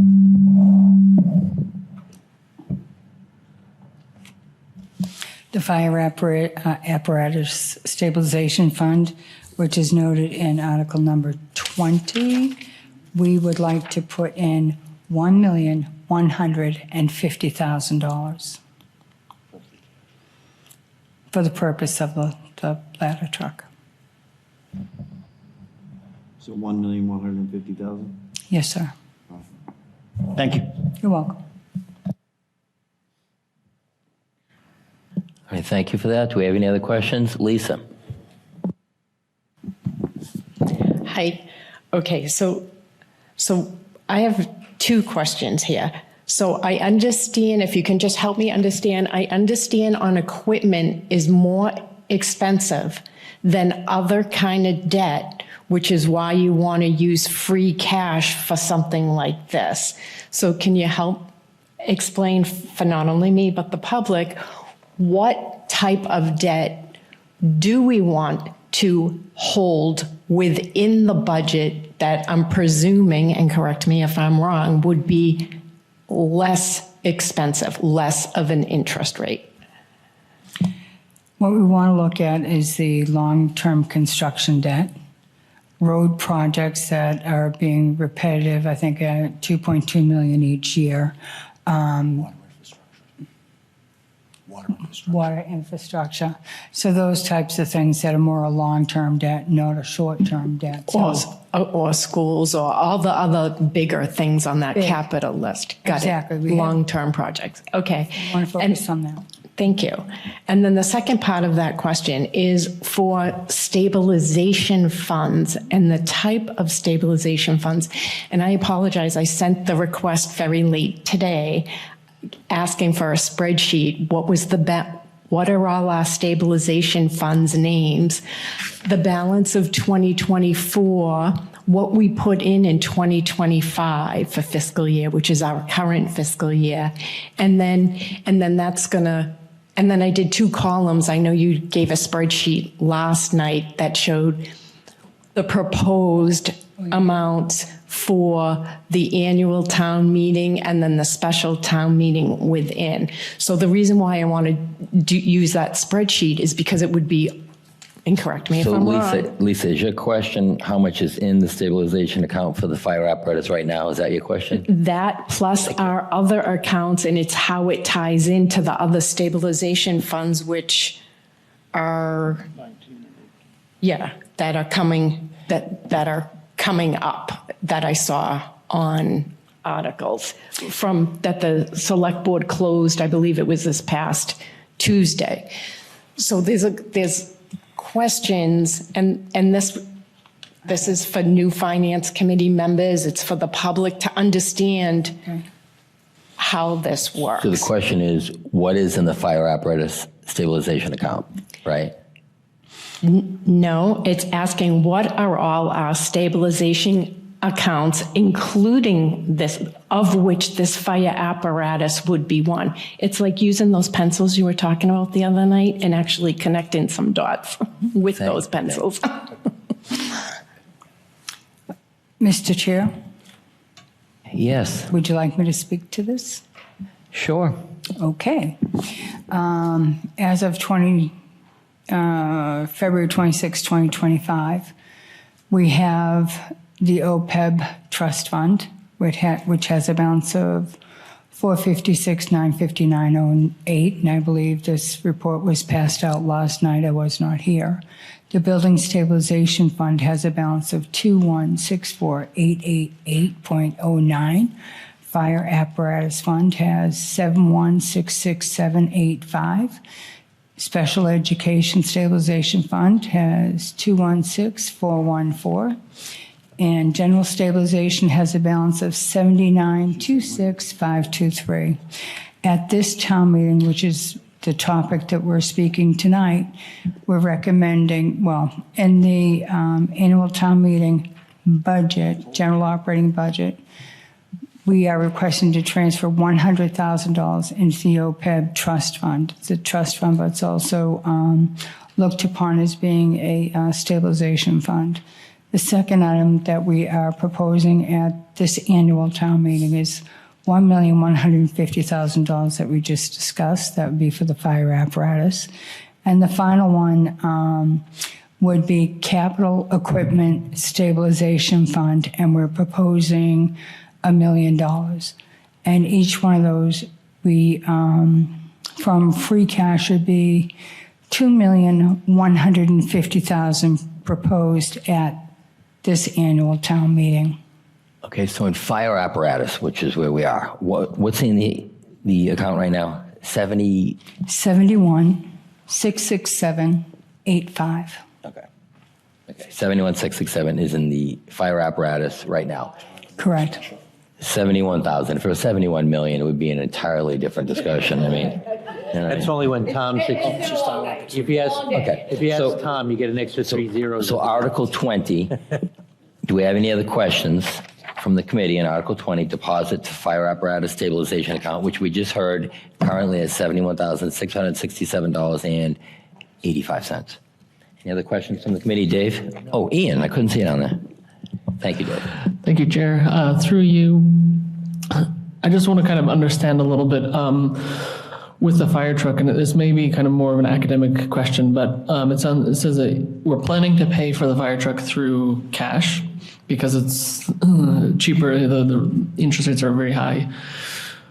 If I remember correctly, there was going to be some kind of discount if we did put some kind of deposit down. And I think if you put X percent down, you got this so much money off. So the question was, if we are paying cash, but we're making a decision not to put any money up front or a deposit, why is that? Because wouldn't the discount that we'd receive be greater than maybe the interest that we could earn by just keeping the money in the bank? What will happen with this is once we have the authorized unissued and the authorization to borrow, that becomes the contract, that becomes the funding source. So we don't have to put a deposit down. We will maintain that $2,250,000. So there will be no additional discounts. I believe originally it was 2.4 originally? Yeah. Yeah. The real issue is they're not going to take money off for us paying in cash because we're not going to pay the cash until the end of the 3.5-year period.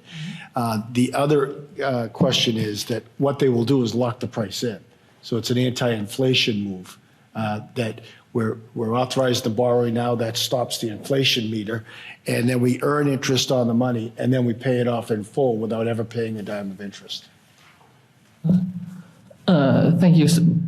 But if we have the money in the stabilization fund, like we have the cash in hand, then theoretically we could put a deposit down and recognize some kind of discount on this particular one. No, there was no discount on the. We tried. Okay. We tried to get a discount, and they said your discount is where it's an anti-inflationary matter. It's going up by 8% per year on these trucks, so we'd have a 32%, 24 to 28% inflationary increase because of metals and all that sort of stuff. So we chose to lock it in. It's a fixed price.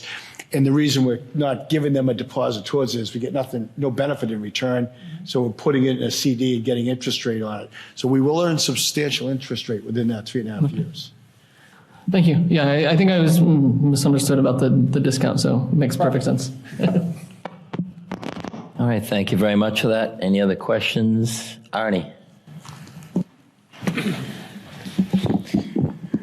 This is another one of the things I thought I heard, and just clarification, is that we were working on a grant to try and get some money from the state for the fire truck.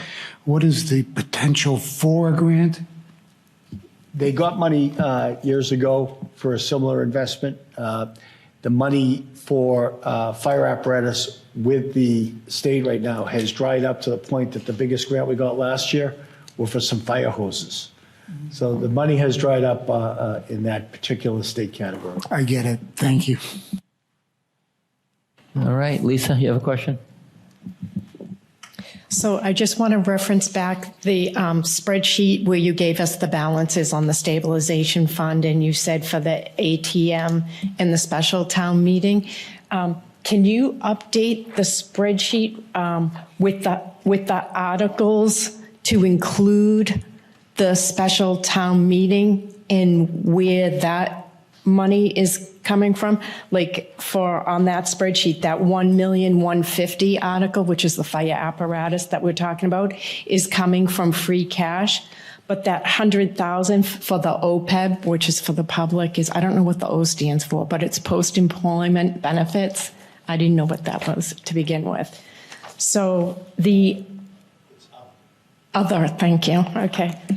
So that 100,000 on the spreadsheet that gives you the articles and all the funding sources, can that be updated? I don't expect it right The now. 100,000 is actually in the operating budget. So you'll see it under the column for raise and appropriate.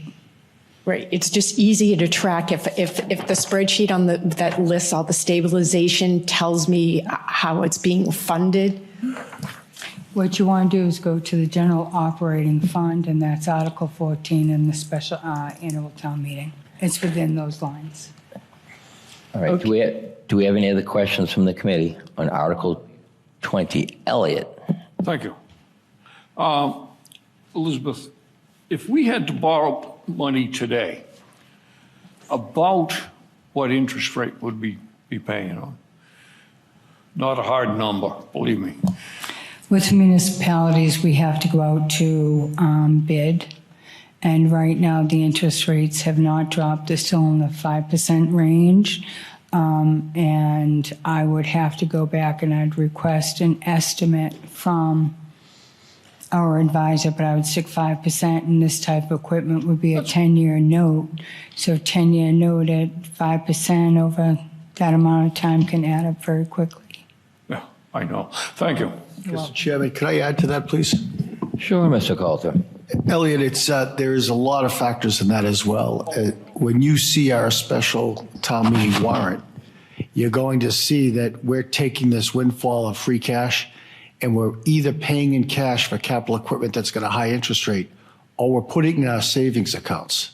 The special town meeting, most of the articles are all about making deposits into our savings account. So how does that relate to the cost of borrowing? When Moody's came in a few months ago, they made it very clear that if we continue to build our savings account, we'll be considered for a bond adjustment upward. And as the bond rating goes up, the cost of borrowing goes down. It tracks the risk associated with the note. With the plan that we're presenting to the FinCom, and the select board has already passed it. They voted the special town meeting warrant the other night.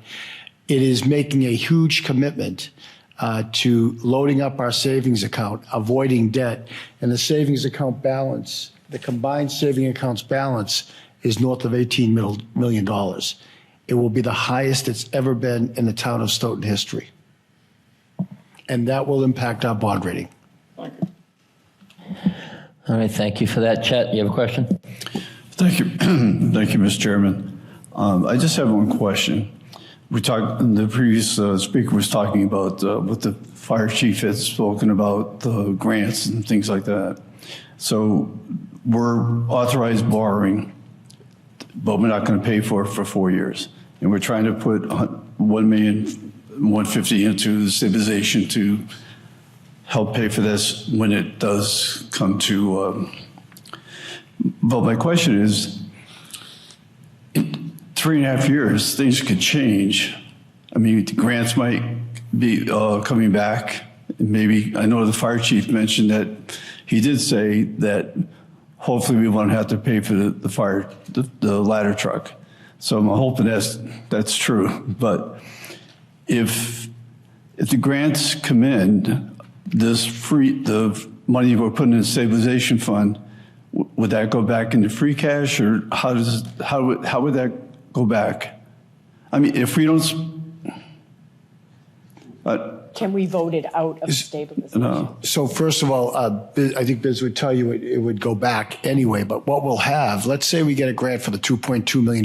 We've locked in the price, so we've got inflationary protection there.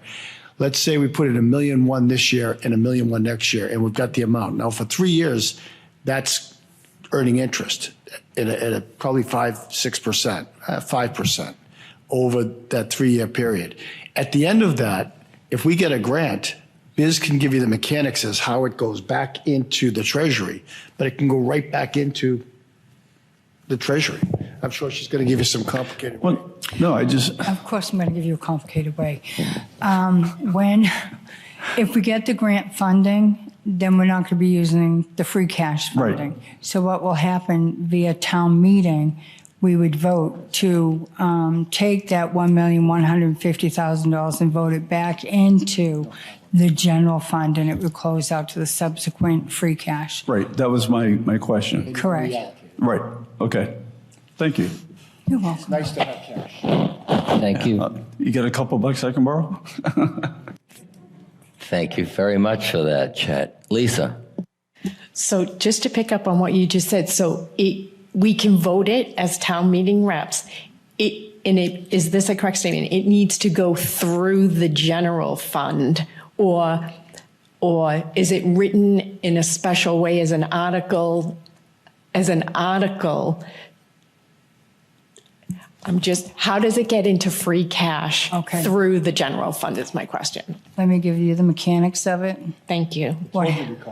No, she's doing great. It's like, we need to know this. So when you vote to put money into stabilization fund, it is a certain quorum in order to put the money in, and this is special purpose stabilization fund. The only way that money comes out of that stabilization fund is again by town meeting vote. So if we get to the end and we're not going to use the stabilization fund money, we can either A, opt to leave it in that stabilization fund money, or the vote could be to return free cash from stabilization to the general fund, and it would close out to future. It will close out to future retained earnings or free cash. So the context of my question is, once it gets into the general fund, how do we make sure it doesn't get gobbled up by the budget? I knew You knew gonna I was say it. going to ask. I'm dying to answer it. I believe you're a town meeting rep. Only you can spend it. We don't blow money. We don't. Only town meeting representatives can spend money. I know, that's what scares me. So when I hear that we're spending money like a drunken sailor, I hate to hear that criticism of town meeting members. Well, only because a lot of town meeting reps just rub a stamp what's being presented. So my question is. We're going to get back to Article 20. Yep, so just to clarify, it goes back into the general fund. How would we then get it back into a savings account? You asking about Article 20, the fire apparatus stabilization account, because that's where we are. Is that the question? Yeah, and we're talking you. about at the end, if it's Thank a you. grant money, how would we get it back into, instead of the fire apparatus stabilization, into a general stabilization or one of the other stabilization accounts? That may be answered in I believe it probably is. In Article 18, is that what you said, Elliot? Article 18 may, in fact, answer. Okay.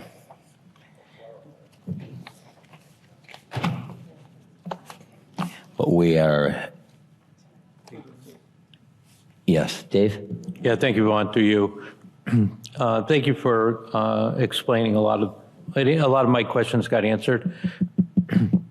It's fair to say, though, it's being voted as a borrowing article. So in 3 years from now, all the people involved with the planning of it being paid for out of capital, stabilization money, free cash, however, cash, they could say, wait a minute, interest rates came down.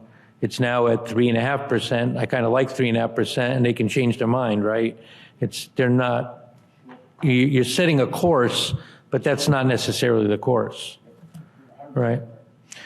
Another observation, and this is more of a general question. Is it in regards to Article 20? A lot of things get kind of intermingled, so I'm gonna ask for a little latitude. What we didn't see, because it's hard to ask for something about something you don't see. So that's the kind of question I'm going to ask. We usually see a general stabilization article, but we're not seeing one this year. But we have a whole bunch of specialized stabilization. I just want to understand the distinction before understanding why we're being diversified with so many, but what is the distinction between a general stabilization fund and even to the point of like, how does it get voted out? Is there a difference with how money gets voted out? And I'm just wondering why there doesn't seem to be a general stabilization account. Cool. We are discussing the annual town meeting, and all Thank you. stabilization fund revenue going in is getting voted by town meeting. All revenue voting out is by town meeting. That's how this works. And any other topics and any other stabilization funds, they would be deferred until special town meeting. Thank you very much. Any other questions from the committee on Article 20, which is a deposit to the fire apparatus stabilization account? Heidi? So if the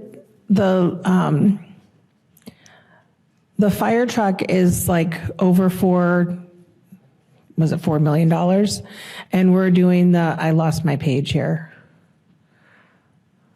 I lost whatever, the numbers, the 1.1. So we're putting that aside. Are we doing another 1.1 next year so that we can get to the 4? I remember hearing earlier something about 2.25 is already in there. So then we're doing the 1.1, and then is next year going to be something else so that we have all the money stashed away so that we can get the truck when it's ready? Mr. Chairman, it's our plan, but it'll be up to the process, right? We don't make those decisions, we make recommendations. We're recommending that $1.25 million or $1.2 million out of this year's free cash be deposited. $1.1 million, is it? Thank you. We're also hoping that as Biz continues her forensic activity and we close out old balance sheet items, we'll have a little more free cash next year than we typically have, and that we can literally either pay another quarter of it off or the whole thing off next year. But again, that money will get thrown into this process where it goes through through the board, through this committee, but eventually only town meeting can make those decisions. But I do want to make one other point that Biz has told me not to make. You're gonna see the special town meeting warrant in a day or two, I suppose. What I said earlier is the total of the stabilization accounts will be over $18 million. We'll be making, Dave, you'll see in the special stabilization account, the biggest deposit ever made to the general stabilization account, ever. But we're not going to discuss the general stabilization right now as part of the special town meeting.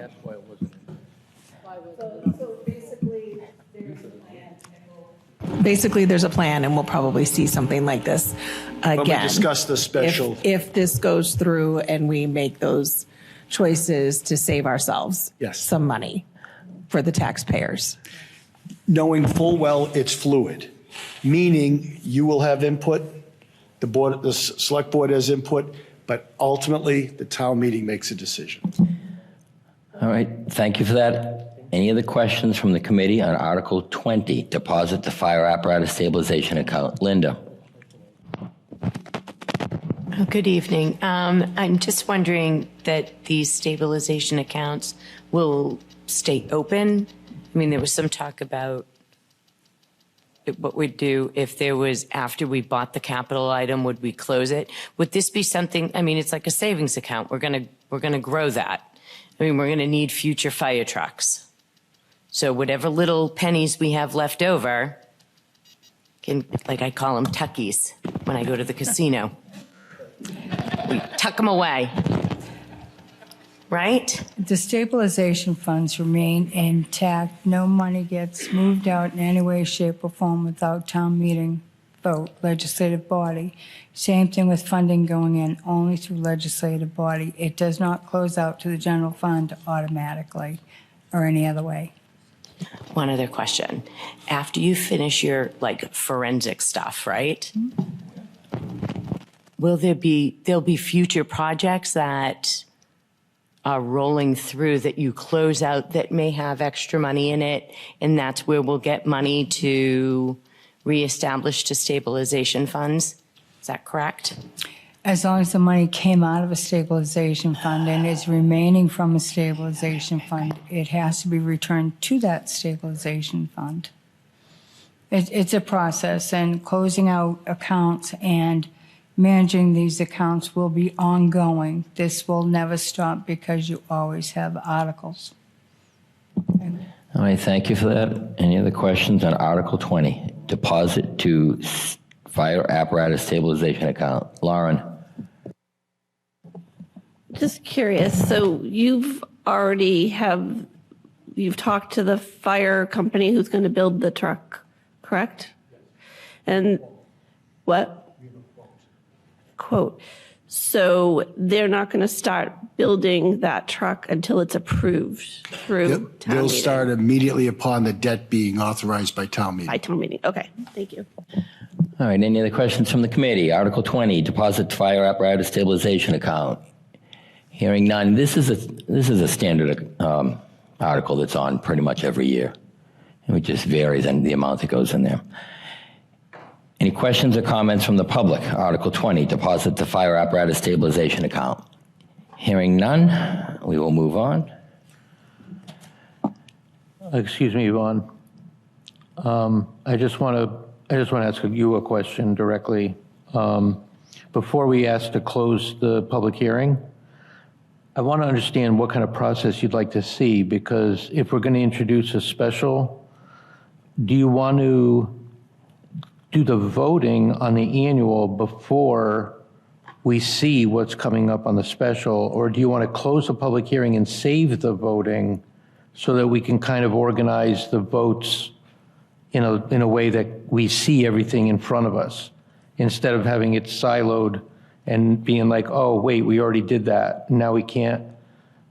You know what I mean? It may make sense to close this, but save the voting.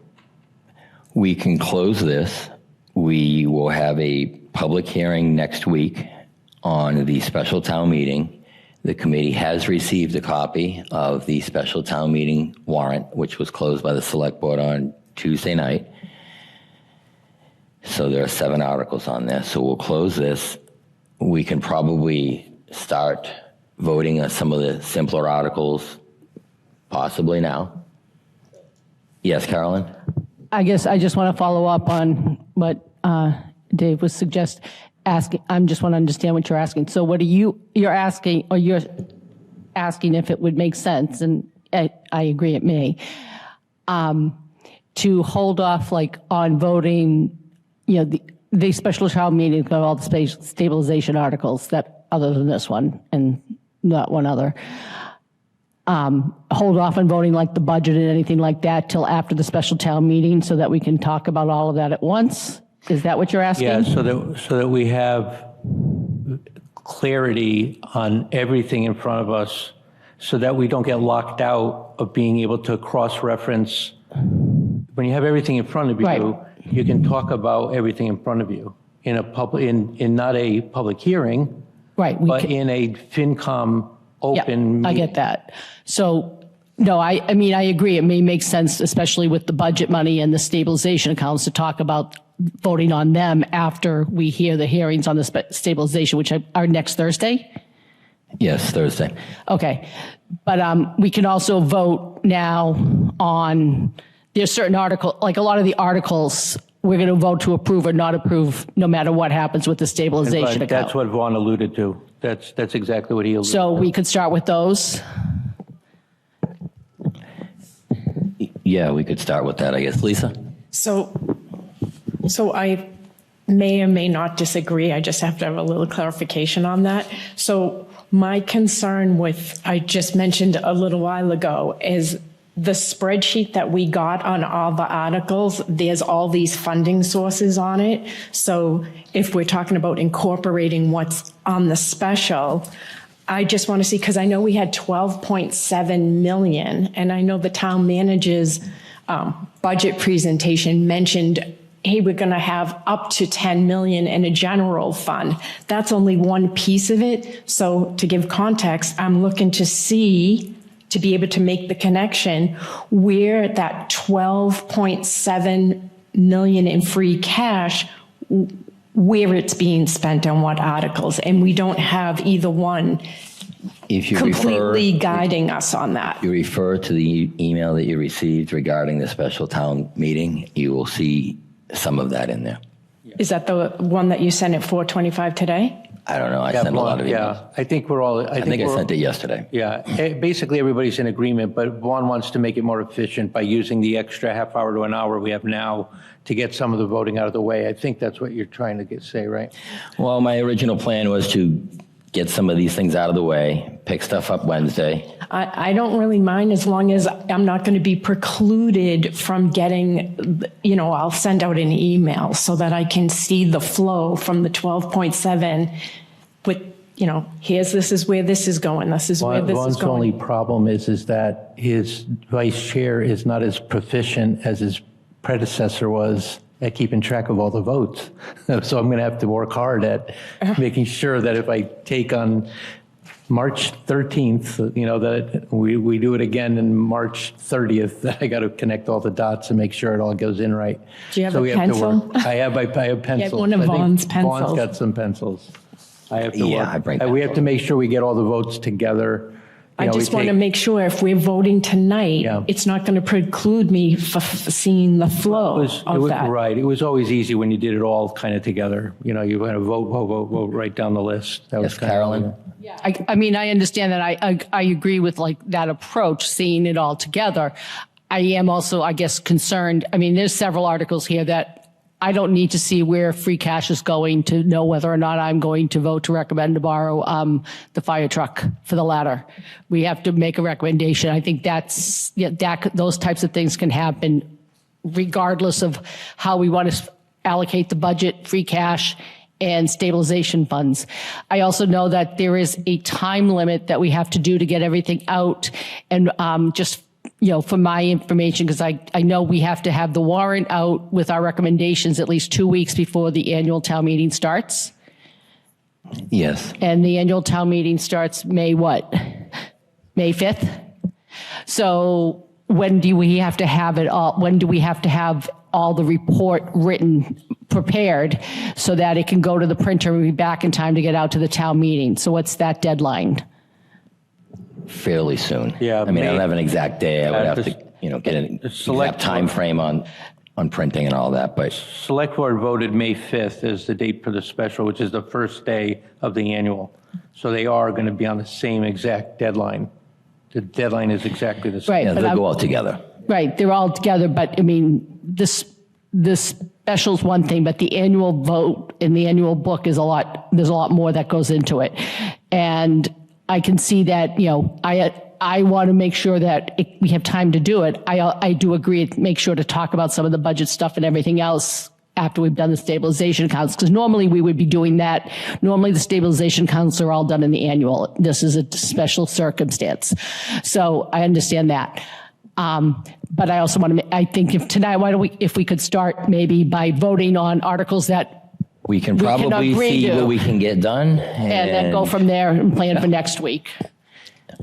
All So right. you need a motion to close the public hearing? Are you making that I motion? make that motion. Okay. A motion and a second on that. All in favor? Aye. All opposed? Hearing none. Public hearing's closed. Okay, we're going to review and discuss budgets and town meeting warrant articles, items 13 and 14 on the Well, why agenda. don't we go So through? why don't we go like this? We're going to start right at the beginning. Okay. Article 3. If everyone has their warrant, we have Article 3, which is accept and contract funds for town roads. The proposed motion is that the town vote to authorize the select board to accept and enter into contracts for the expenditure of any funds allocated or to be allocated by the I'll Commonwealth. make a motion to recommend that we approve that article to town meeting. Okay. A motion and a second. All in favor? Aye. All opposed? Hang on, 1 second, Vaughn. 1, 2, 3, 4, 5, 6. I see 13. Do you Okay. count 13?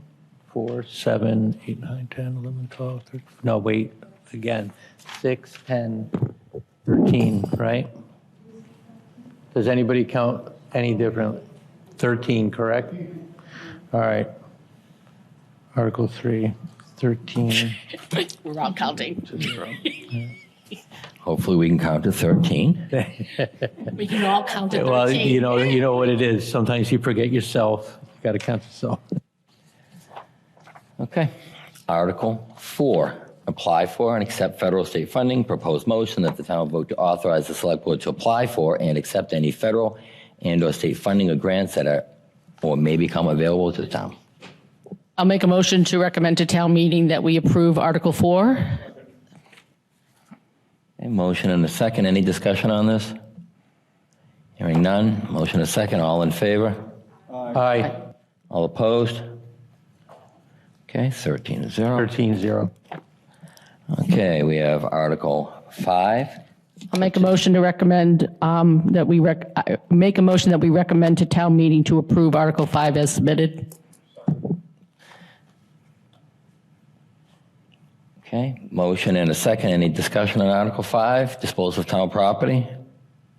Hearing none. All in favor? Aye. All opposed? 13-0. Thank you. Okay, let's see here. Why don't we jump down to 11? Article 11 was his reauthorization of revolving funds. Vaughn, I just want to know, is there a reason you don't want to just continue in order on that? No? I just went to 11 because I figured that we could get it done. Yeah, well, Vaughn's, I'll just say it, because it was asked, that he's looking to be just knock out as easy as possible to see. Okay, that no we keep questions. all this stuff that requires a lot of discussion for a dedicated meeting that starts earlier. That's right. So Article 11, reauthorization of revolving. I'll make a motion to recommend that we recommend approval to town meeting of the article as submitted. Second. Okay, we have a motion and a second. Any discussion on Article 11, reauthorization of revolving funds? There is an increase in the recreation from $200,000 to $250,000, and the compost bin rain barrel is $2,300 up to $5,000. Any discussion on this? Hearing none. Motion and a second. All in. There's a question. Yes, Lauren. If you want to, you can do that.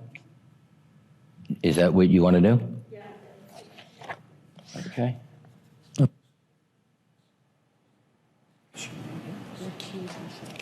Okay, Lauren Morris recusing from this vote. Motion and the second. Any discussion? Hearing none. All in favor? Aye. Aye. So we have 12 to 0 to B.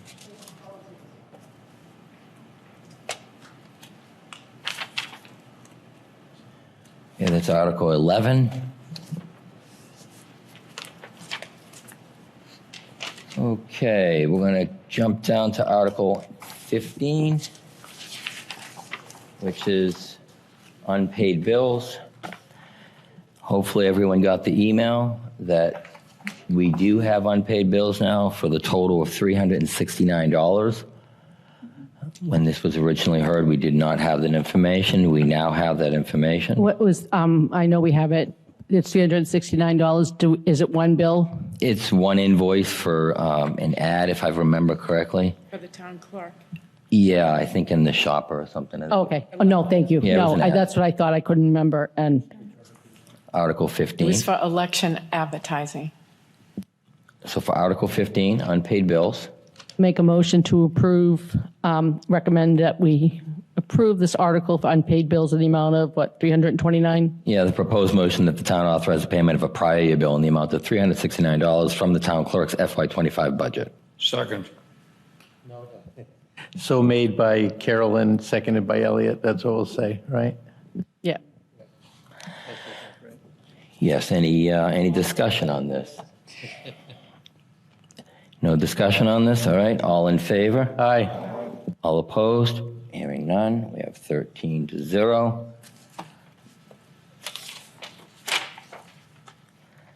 Okay, let's see here.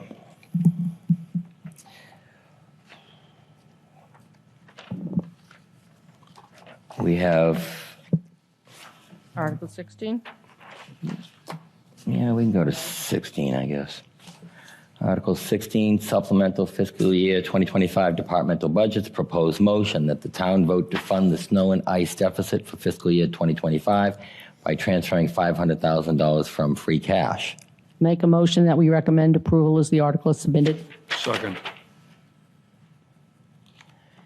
Okay, we have a motion and a second on that. Any discussion on Article 16? Okay, hearing none. All in favor? Aye. Aye. All opposed? Okay. 13-0.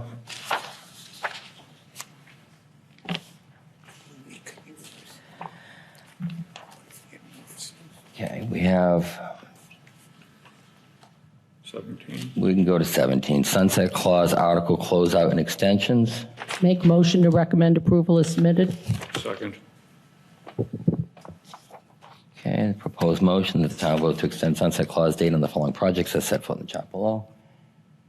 Carolyn and Elliot's the second on that. Motion and a second. Any discussion on Article 17, sunset clause, article closeout, and extension? I think we beat this one to death, so I think we're okay. Okay. Oh, we have a We question. do have some discussion on this. Okay, Linda. Put a little life until we have to kill it. Yes. I know, still a little bit. So is there always the possibility of an extension on an extension? Like if this project isn't closed out, I'm concerned about the DPW specifically, because I feel like that can take a while. Can you get it, or is that like a final thing? Or can you always come back next year for another extension? The sunset clause does allow us to come back for another extension, but again, it goes to town meeting membership vote. So it's always possible. Okay. But we went That's over good news, this. actually. We went over this extensively, and we're assured that this would be completed June 30, 2027. Okay, thank you. You're welcome. All right, so do we have any discussion, any further discussion on Article 17? We have a motion and a second. None. All in favor? Aye. All opposed? 0. Okay, we have 13-0 on that.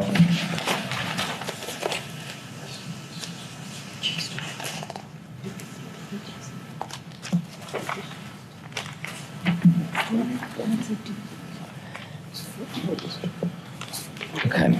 Article 18, which is to create a capital stabilization account.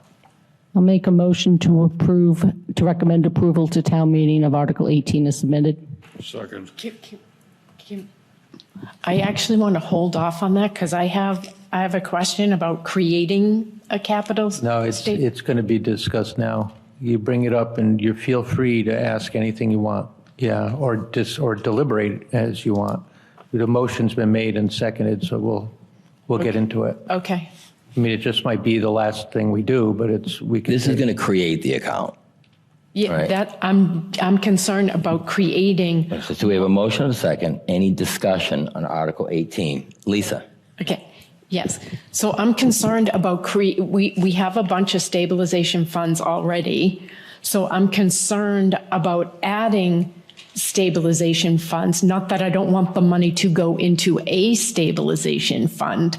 It's just a matter in terms of keeping track of multiple stabilization funds and why I'd feel better if I understood why they want to create it as opposed to putting it into a general stabilization fund, because in my mind, we're one Stoughton.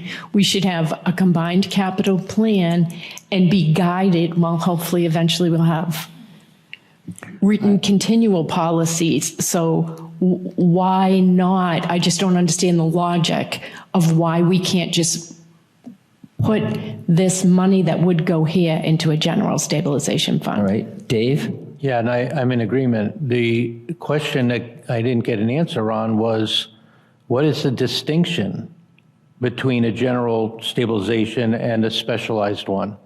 There must be something, otherwise we'd always use a consolidated idea like you just said. Wasn't that in But the DLS we video? didn't get the answer.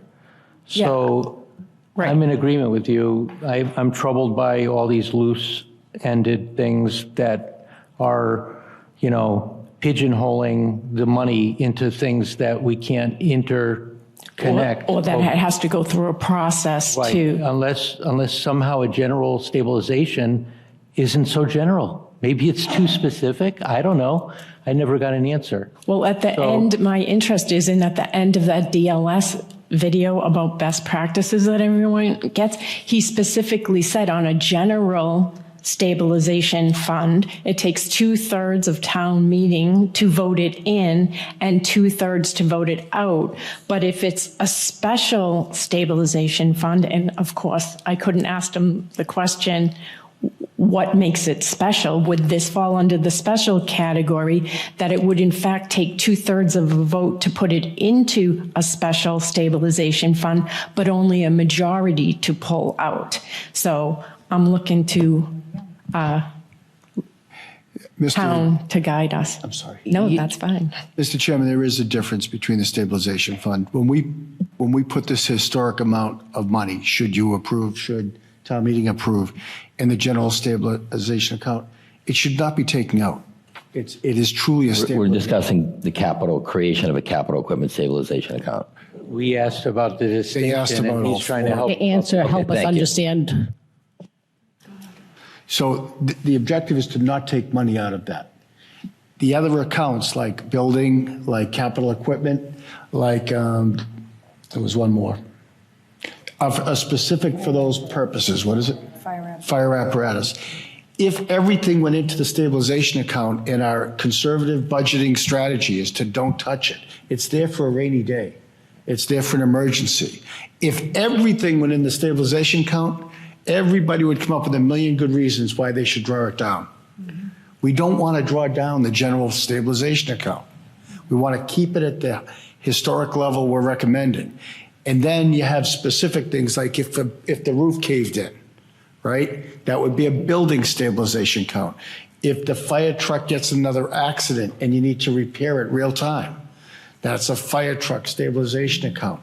And it just goes on. So there are specific targets that you can draw down if the body chooses.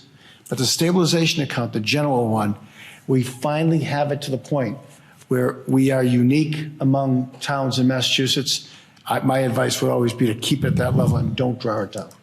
Okay, and then to answer Dave's question and my previous question in terms of a majority versus 2/3 and taking it out, was my statement correct, my understanding of that DLS video?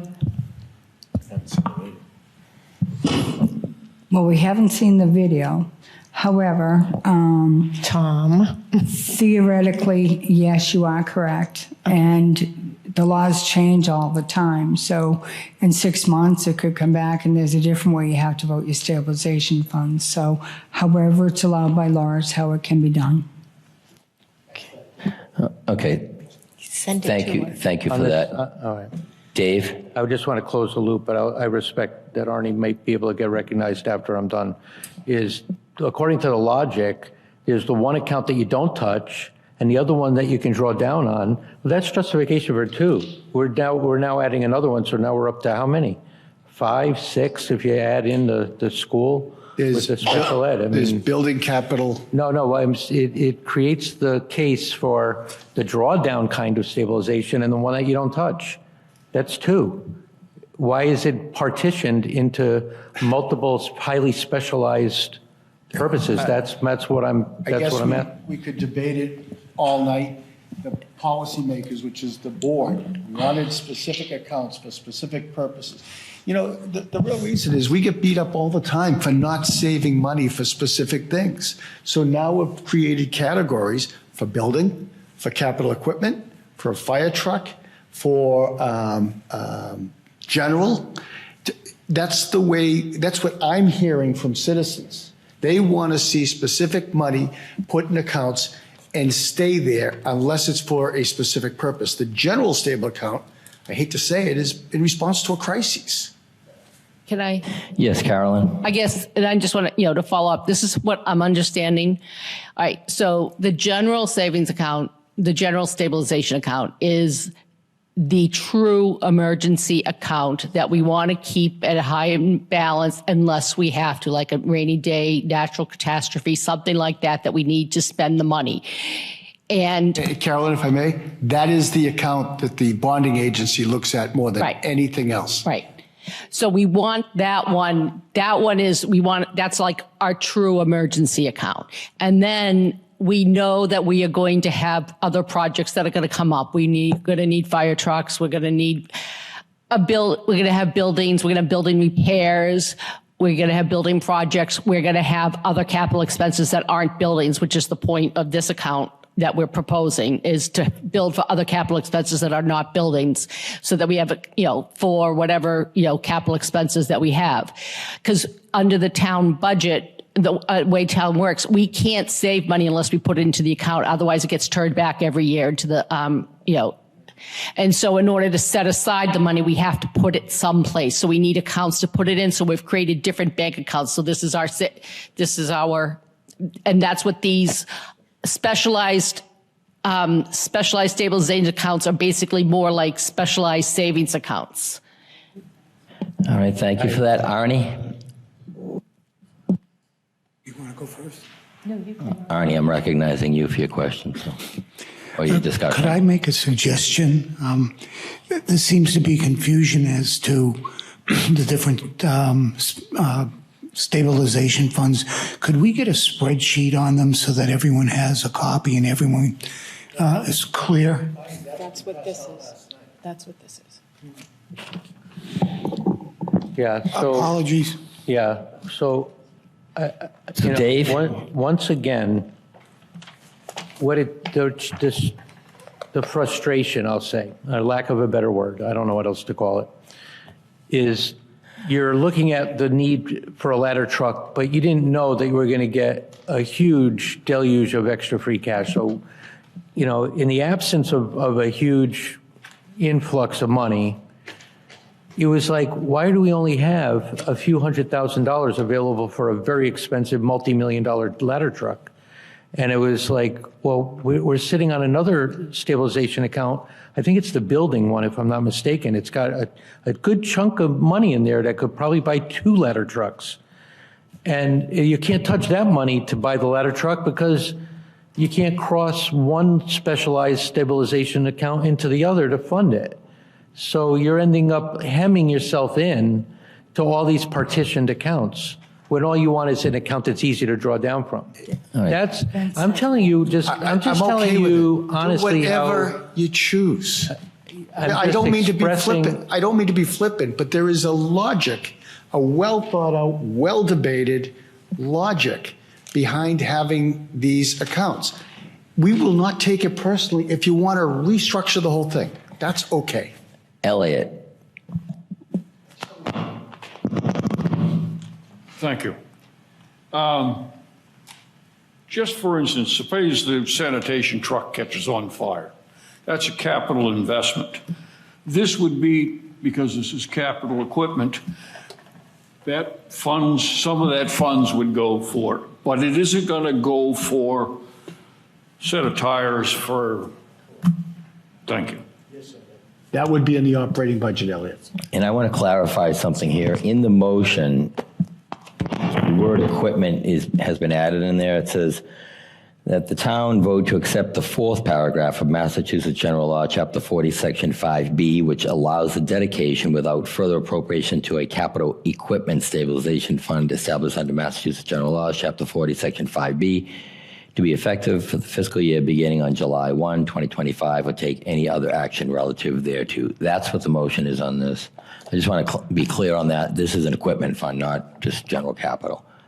Just so we're all on the same page on this. Do we have any other discussion on creating capital stabilization equipment?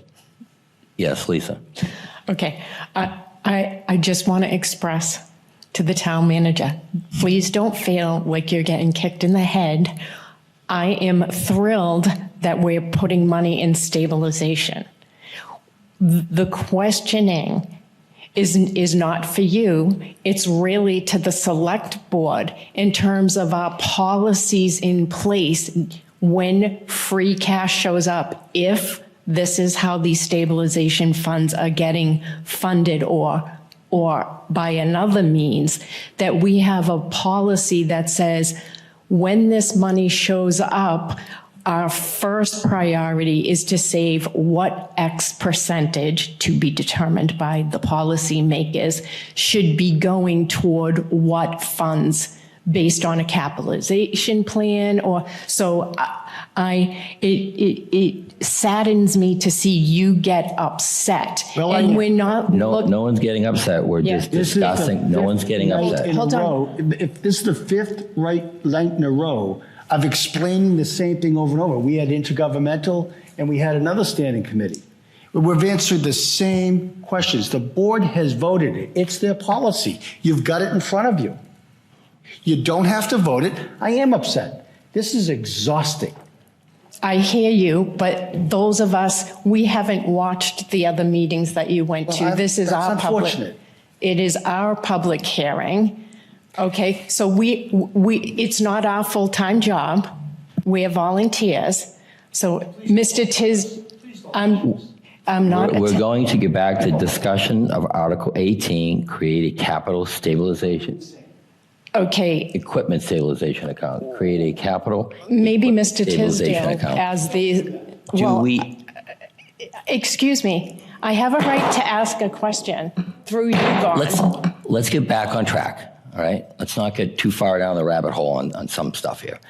We're on Article 18, create a capital equipment stabilization account. Do we have any discussion on that? Yes, I'm trying to understand what was the logic or policies going forward from which these stabilization funds are being created and how they are being funded not only for this year, but future years. And it goes to the question of, for the taxpayers, how are these stabilization funds going to be used to potentially offset debt exclusions for the taxpayer? Mr. Chairman, aren't we talking about this year and not future years? We are talking about creating a FY capital 26. equipment stabilization account that would be effective beginning on July 1, 2025, or take any other action relative thereto. Okay. So, yes, we have a motion and a second on this. I think we're ready to vote on this. Okay. Well, I still have questions in terms of how we're going to protect the taxpayers against debt exclusions through these stabilization funds, which is really the purpose for them. It seems as though we've received all the information on this. So we have a motion and a second. We've had a bunch of discussion on this. All in favor? Well, okay. Let's just see some hands on this. Okay, we got 1, 2, 3, 4, 5, 6, 7, 8, 9, 10. Are you in? You're in? Okay, 11. Okay, and then opposed? All opposed? Okay. or maybe I could abstain because I don't have all my information. So Dave, are you a yes? No, I'm not. So you're a no? No, I'm an abstain. I'll abstain as well, Vaughn. I'm just trying to clarify the vote, that's all. Okay, let's do this again. All in favor? Okay, 11. All opposed? 0. Any abstentions? Okay, great. How many abstentions? There were 2 abstentions. Okay, thank you very much for that. I'm going to skip down a couple here. So I was, I'm sorry. I thought that was going to be easy, but I'm going to try to do better. All right. So let's jump down to. I'd like to go to 31 because 31 we have an email on that, and I'd like to get this clarified. Excuse me. We talked about 21, but I'm going to jump to 31. We'll go back up to 21. 31 is an open space plan update.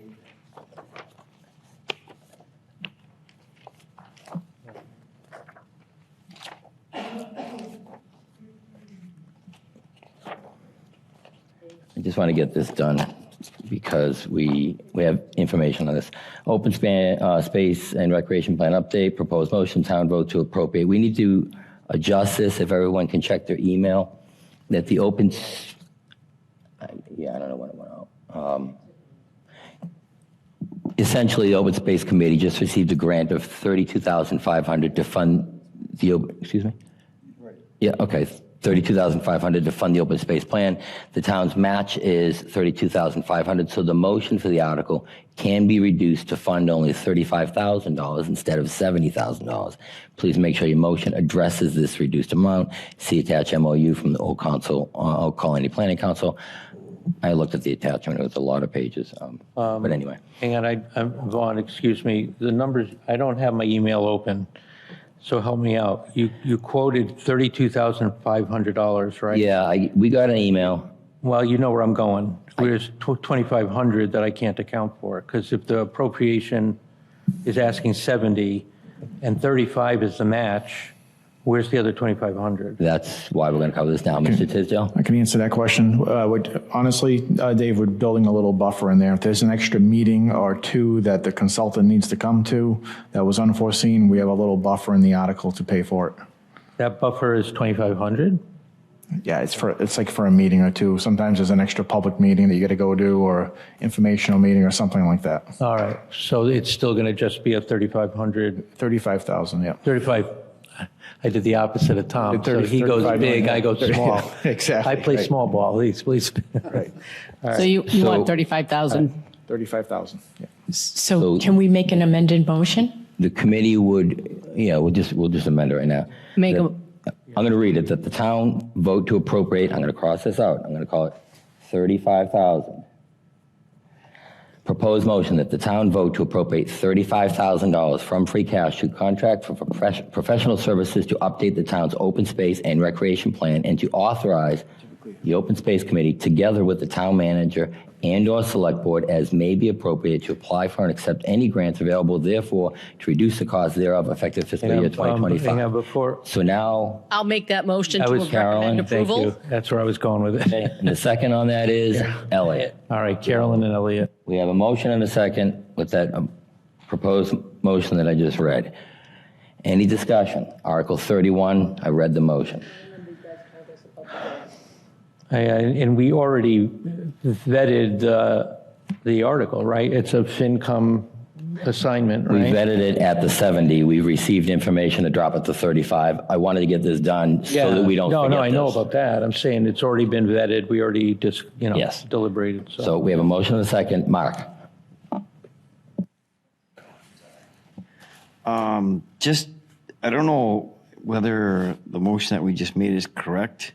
I don't know if they would be able to tell, or if it would be the town lawyer or whatever. But in the motion, it says to apply for and accept any grants available there to reduce the cost. So the original cost is 70, so should the article be 70, and then that grant that they have gets knocked off and is accepted?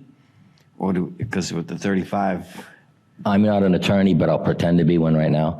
I believe it was written that way in the event that this grant showed up after this. So let's say the grant showed up after town meeting, it would allow that to be reduced. And Mr. Tisdale can correct me or anyone.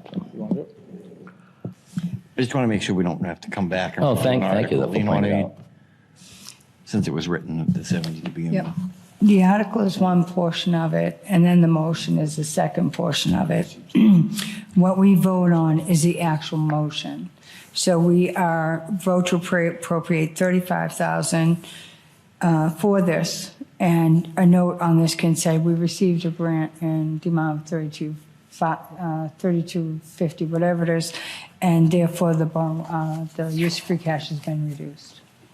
So it's just a little bit terminology, but it's only the motion. We don't change the article. Article's written, change the motion. I have a recommendation along those lines, is we can add any kind of, recommendation notes on this vote. We can say, because we recognize new information about a grant, so then we alert town meeting so that they can adjust the motion on the floor. They can change, to say, The well, I don't motion like. that'll be read on the floor is this proposed motion, though. No, I'm saying town meeting has the ability to change the motion if there's anything in wording that they don't, if there's anything unacceptable that we vote on tonight, it can get cleaned up, on the floor, right? Okay, yep, you're right, yeah. Yeah. So we have a motion and a second on We this. have a note on it, it makes it easier. Any discussion? I guess I have a question to whoever can answer it. once we make our motion, recommendations with the motions written into the book that we're going to present, does legal look over it to make sure they're in the right form then? Yes, legal reviews everything. So we're covered. And I think if I could add to that, I think that language also covers, what happens if another $10,000 grant comes up after town meeting? And they're always coming out, so. Yeah, no, thank you. I mean, that's. Okay, motion and a second on this. Any other discussion on Article 31? Elliot? Just so you know, if it said, or accept any other action relative thereto, then you would be able to take some money if new money comes. If new money shows up, it's written so that it could be reduced. It's the last line here. Right. All right, motion and a second. Any other discussion? Hearing none. All in favor? Aye. All opposed? Any abstentions? Okay, we have 13-0. And I just recommend that we make a little note on the, report that says. Well, we'll we include picked the up information to town meeting, so they'll see the email. They'll see the email that says, hey, we got a grant. Yeah. I'm paraphrasing, but hey, we got a grant for so many dollars. We recommend you reduce the motion to 35, which we did. And then we'll put the Old Colony award thing in there, and hopefully everybody will be good. All right, next one we're going to try to get through is Article 32, Septic Betterment Program Funding.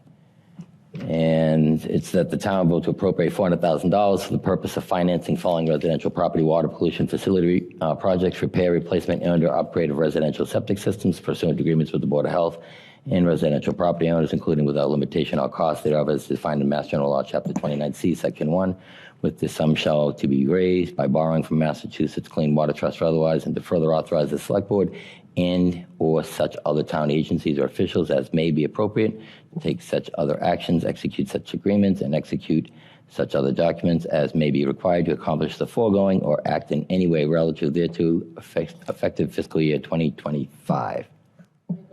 I'll make a motion to recommend approval to town meeting. Okay, motion and a second. Any discussion on this, Article 32? I read the motion just so everyone was on the same page on this. Okay, no discussion, all in favor? Aye. All opposed? Any abstentions? Okay, Article 32. Done. I'll go back to Article 21, rescind unauthorized and unissued borrowing. It is on, I'll make a motion to recommend approval of the article as submitted. okay, page 4. 4, I got it on 14. Oh, you're on 14, 15. Okay. And Carolyn, you made the motion on that? Yes. Elliot, second? Yes? Elliot? Second, okay, just confirming. All right, the proposed motion is that the town vote to rescind the unissued borrowing authorizations approved under certain previously voted town meeting articles as set forth below. We have the little chart there. Motion and a second. Any discussion on this? Article 21. Yes, Carolyn made the motion. Okay, any discussion on this? All in favor? Aye. All opposed? Any abstentions? Okay, 13-0. Okay, that's Article 21. Okay, let's look at Article 22. I'll make a motion to approve recommend approval of the article as submitted. Okay. This is that the town vote to appropriate $200,000 from free cash to fund the expenses associated with FY 2027 5-year revaluation of all properties in the town as required by Massachusetts Department of Revenue. Okay, Carolyn, you made the motion on this? And Elliot, you have the second? Yes. All right. Any discussion on this Article 22? Okay, all in favor? Aye. All opposed? Any abstentions? Okay, 13 to 0 to 0. Okay, so we got that done. That's Article 22, the 5-year revaluation of all properties in town. We did, that's 22. I just want to ask Mr. Tisdale something there. In Article 32, it says effective fiscal year 2025. Is that accurate? I know we already voted this. I'm just kind of flipping through the pages. I just want to get this right. Article 32, the last line says effective fiscal year 2025. That's correct? Okay, I didn't know if we were fiscal 26. Okay, it goes back. Okay, I just want to confirm. I just saw it. We don't want to screw it up here. So, all right, thank you. Okay, so we have 22 done. And let's go to Article 48, which is on page 36. I'm thinking this might be an easy one. Senior tax deferral program that the town vote pursuant to provisions of Massachusetts General Law, Chapter 59, Section 5, Clause 41A2, to adopt a higher maximum qualifying gross receipts equal to the amount of income determined by the Commissioner of Revenue for General Law, Chapter 62, Section 6K, senior tax circuit breaker to not exceeding the amount of income determined by the Commissioner of Revenue for a single person who is not head of household to be effective for any fiscal year beginning on or after July 1, 2025. Do we have a motion on that one? Make a motion to recommend approval of the article as submitted. Wait, just article, just to Elliot. confirm, Article 48, 48, Yeah. that's what, page that's what. 36. I have it on Yeah, 36. But that's, all right. yeah, it's the senior tax deferral program. Yeah, they're interconnected, and that's why it got confusing. All right. Okay, so we have a motion and a second, Article 48. Any discussion? All right, Lisa. There's a zero value in here. Yeah, I guess, estimated cost 0. Yeah, that's what it's listed here. I mean, This is to set up a program where the following article will put money in it. It seems like that's what's going on. But the following article, wasn't that delayed or taken off the table? but that's a different article, though. Oh, that's a different one, and there's Yeah, no that's money how- in that one either. We're not on 49, we're on 48. We'll go to 49. This sets I up need a a- program that doesn't require money, though, right? I just need a refresher on this. I thought we already had a senior tax deferral program. It's adjusted it, I believe, to like a higher figure. Is Well- that what this program is doing, or is it creating a new program? This is a new program. The program that may be referenced by Ms. Lyons is a senior work-off program. This is a senior tax deferral program, so a senior resident who qualifies can defer the taxes for a period of Oh, time. that's right. I remember, all right, I remember we discussed that, so. Okay, refresher. Got it. Thank you. Okay, Article 48, motion and a second. Any other discussion on this? If I'm not mistaken. Dave. Yeah, one, do you? I think, if I remember correctly, so I just want to get refreshed on it a little bit, is that if you can't afford the taxes at some level, which I'm not sure what that limit is, because I can't remember what it was, it's still, the obligation is leaned against the property for if it's sold or given to your family. Death or sale. Right, isn't that right? So the town is always getting that money one way or the other. Okay. Plus interest. So I think it's just important that whenever this is discussed, that there's full transparency on what that is, right? Okay. All right, any other discussion on Article 48? Motion and a second. Hearing none. All in favor, Article 48? Aye. All opposed?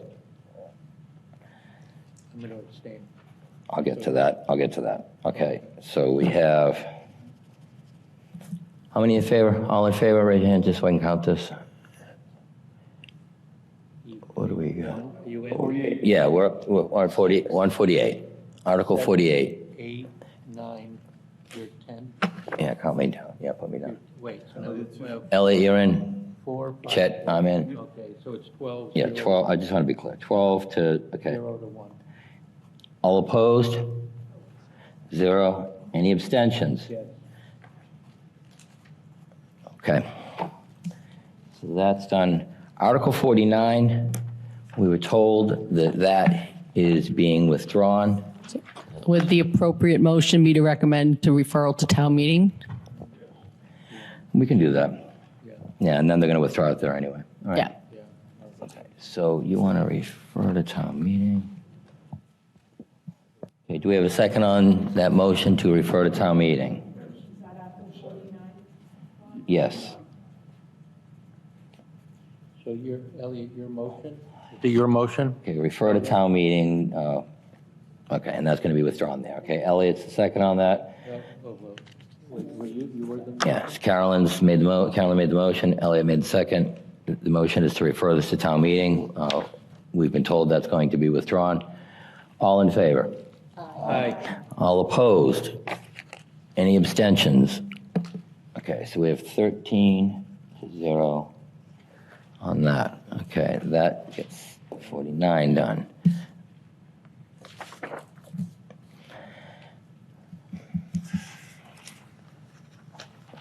All right. Let's go to Article 35, which is a Community Preservation Committee FY 2026 budget report. 35? Yeah, I think we could do that. You want to go to the doctor? I mean, unless you want to cover something else, you guys want to go to capital stuff? I just figure we get some of this. It'd be a long night if it's starting.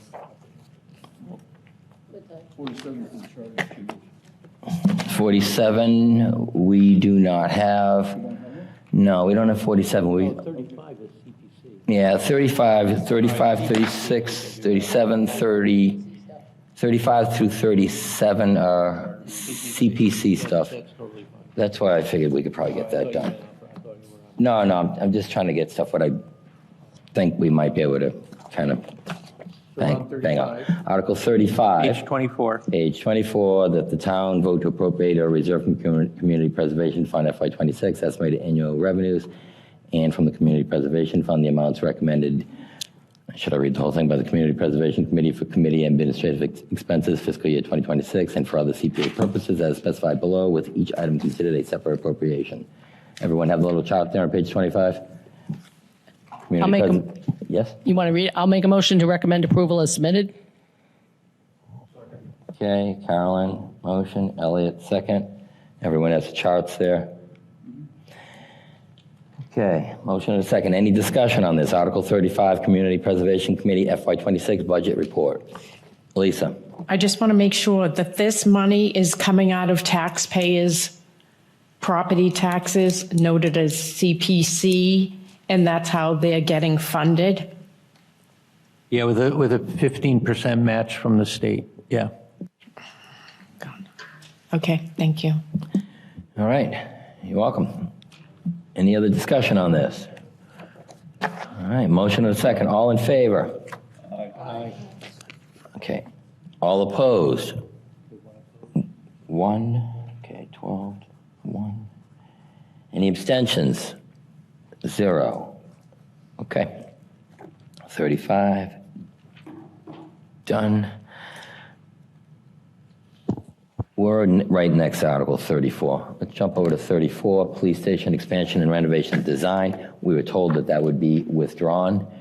That is still correct, Mr. Tisdale? Thank you very much. Make a motion to refer to town meeting. Okay, so refer to town. And we were told that we withdrawn there. Carolyn's motion, Elliot's second.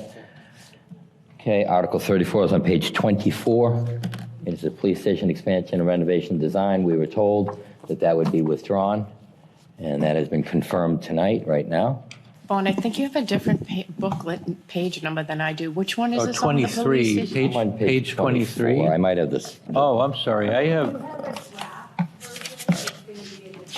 Oh, I'm sorry, I can't hear you. Article 34. You have a draft version, it'll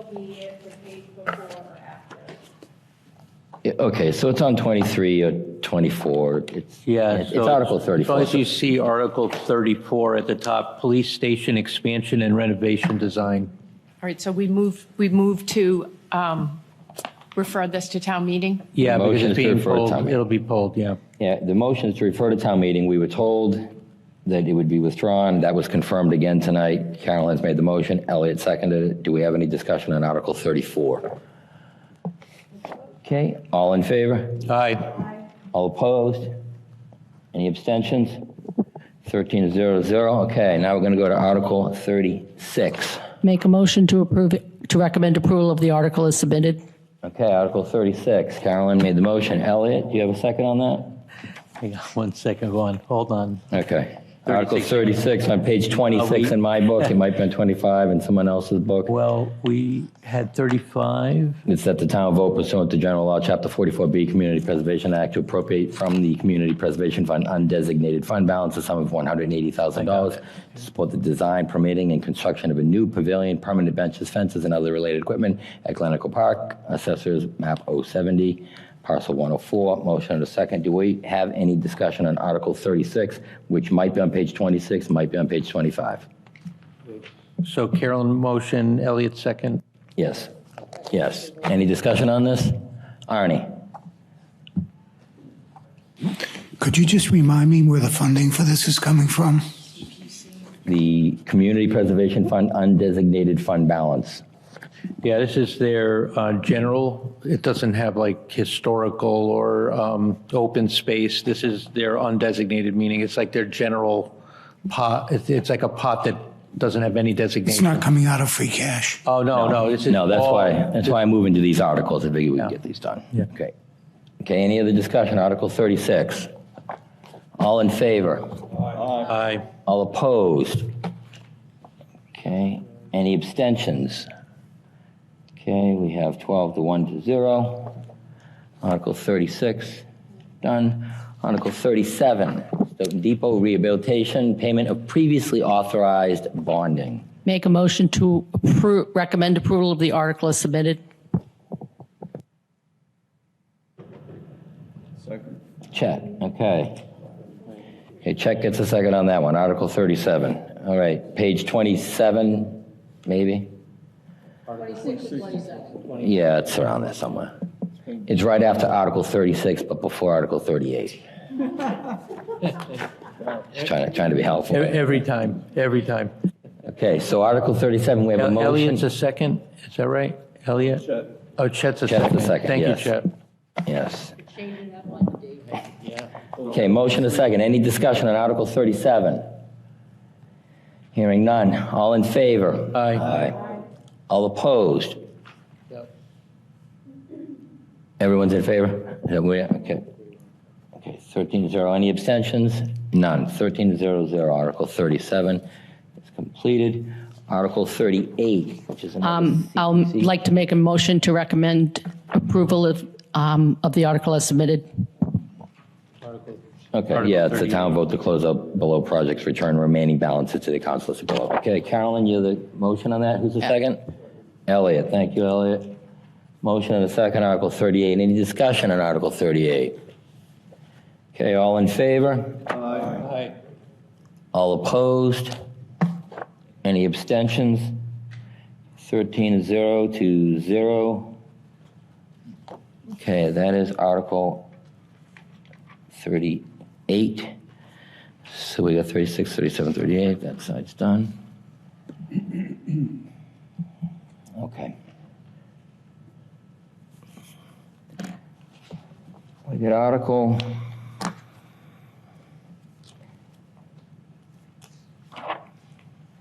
25, which is, Article 25 is Information Technology Capital, which is on pages 17 and 18, or 16 and 17. So 25, which is the, Yeah. well, my motion is on page 17. Yeah, you might have 16, My 17. article is on 16. So it's information technology capital. Yeah. Right? And the proposed motions, the town vote to appropriate $151,000 to fund the expenses associated with purchase and installation of network switches and firewall replacement for the information technology department. Network switches, $80,000. Funding source free cash, $66,189.71. Funding source project 01751, $13,810.29.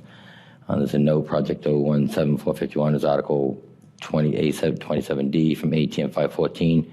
Wow, that's an old one. Integrated finance software, item 2, firewall replacement, $71,000. Funding source free cash, $61,210.80. Funding source project 10426, $97,89.20. There's a note here, 10426, Article 89G from STM 1020, DPW scrape and repair project. So that's where we are on that. I'd like to make a motion to recommend approval as submitted. Okay, Carolyn, do we have a second on that? And this is for the town, not for the schools, correct? This is for the IT. I mean, why would it? I mean, who's the second? Is Elliot, you have a Elliot second on is- that? Okay. All right, I'll just. Hang on a second. Hang on a all second. right. I have a motion and a second. Any discussion? Dave? Thank you, Vaughn. I'm trying not to smile. I got to hide my teeth here. Just a refresh. Everybody knows that every 5 years you have to go through this kind of a refresh. The technology they're going to be upgrading to, because they're going to take advantage of the opportunity to take old equipment and move in more secure technology, and some of the money will be used for a third-party contractor to help with the work that goes into it. And that's just a summary of what I remembered being said during the hearing. All right. Any other discussion on this? And the funding's coming from 2 prior articles. And free cash. Yeah, there's a little breakdown there on page 17 or 18. Thank or you. Somewhere before Article 26. Yeah, there's a breakdown, $66,189 free cash. The balance of that for the network switches is a project. And then the firewall replacement, $71,000. $61,210 of that is coming out of free cash. The balance of that is from project 10-426. So any other discussion on this? We have a motion and a second.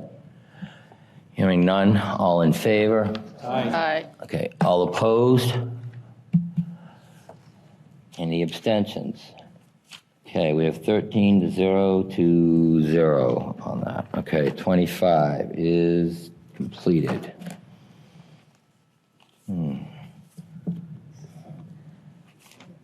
It's okay if you want to call it a little early. It's 10:05 if you're, unless you see another easy one. Yeah, I always think I see easy ones, but, you know. Maybe you don't want to push your luck.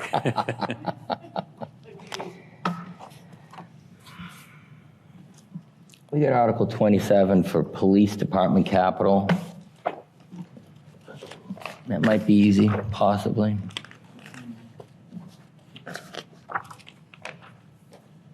Everyone take a quick look at it. Proposed motion, town vote to appropriate and fund to design, permit, install, and construct, purchase police capital improvement projects and items associated with the police department capital items, all is set forth in the charts below. We got a big chart here. They want to buy some cruisers, a fingerprint machine. The cruisers is 3 marked, 1 unmarked. I don't know what the thoughts of the committee are on this. If anybody wants to make a motion, we can talk about it. I'll make a motion to recommend approval as the article is submitted. I have a question. Okay, about- Elliot's the second on that. Motion and a second. Any discussion? Do we recommend approval of the whole article or of each purchase? Or do we care? Do you want to split it up, or you want to do it as one bundle? I mean, okay, whole article, you good with that? Carolyn, you made the motion. Okay, Elliot, you good with that? You made the second. All right, motion and a second on that. Any discussion? Article 27, Police Department Capital. Dave? Yeah, just another summary. There's a policy in the town that we buy 3 new marked police vehicles every year, just so that we don't end up with a problem where we have a whole bunch in 1 year that we have to find money for, and then having a drought and hardly anything spent. So in order to keep it as a routine, we cycle out cars that are 2 or 3 years old. I forgot how old. And this year, there's a 4th vehicle, and that's because there's an unmarked cruiser that'll go to I believe, a deputy chief that they just brought on board. So there'll be, as a second deputy chief, they need another unmarked cruiser. So it's just an exception to what we usually do. If I remember correctly, they had a 3-in-1 last year also. Oh, did they? If I remember I correctly, think yeah. they did, but I don't think they got the fourth one They didn't have enough money left over or something like that, yeah. after the three. So that's where we are. A motion and a second on this. I just had a question. Lisa. So on our capital plan for fiscal 2026, it's talking about the 3 cruises, and then there's another one that says cruiser in parentheses 4. Is that the 4th cruiser for the year, or is that saying 4 and 3 for 7? We're talking about 200,000 for one and 300,000 for another. Yeah, the article doesn't mention 7 cruisers, so, I mean, I'm guessing it would be the 3-in-1 like you mentioned. I don't think it's 3 and 4, that'd be 4 cruisers. Chet? And that would always be done as a capital article. Is that Yes. a correct statement? Yes. Okay. Any other discussion on this? Motion and a second on the floor? Hearing none, all in favor? Aye. All opposed? Any abstentions? Okay, 13-0-0. Okay, how's everyone feeling about all this? You're quitting while you're ahead, aren't you? Maybe 20. We can keep going if you want. Man, you're a smart man. Mr. Chairman, you just talked about 28 and 29 tonight. It might be good to close those out. Let's go to Yeah. 28. I'll make a motion tell me the to suspense is killing recommend you. Is that approval of Mark? Article 28 as submitted. Okay, so It's the fire truck, ladder truck. 28, the town vote to appropriate $2,250,000. Everyone has this on What page? page 20 or 21. I have 21, you have Wait a 20. minute. Let me get there. Hold on. This is the fire department capital ladder truck. All right. I'm not on the same. Here, All where right, are well, you here? we'll give you time to get there. What's the article number again? 28 comes right before 29 in my book. Article I 2 got comes it. right before All right. 29. All yes. right, I got it.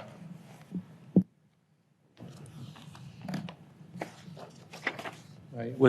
I missed who made a motion on it. Did Well, anybody? Carolyn made the motion, right? And do we have a second on that? Elliot, that's what I thought. Thank you, Elliot, for being there for us to get the second on that. Motion and a second on Article 28, Fire Department Capital Ladder Truck. Any discussion? Lisa?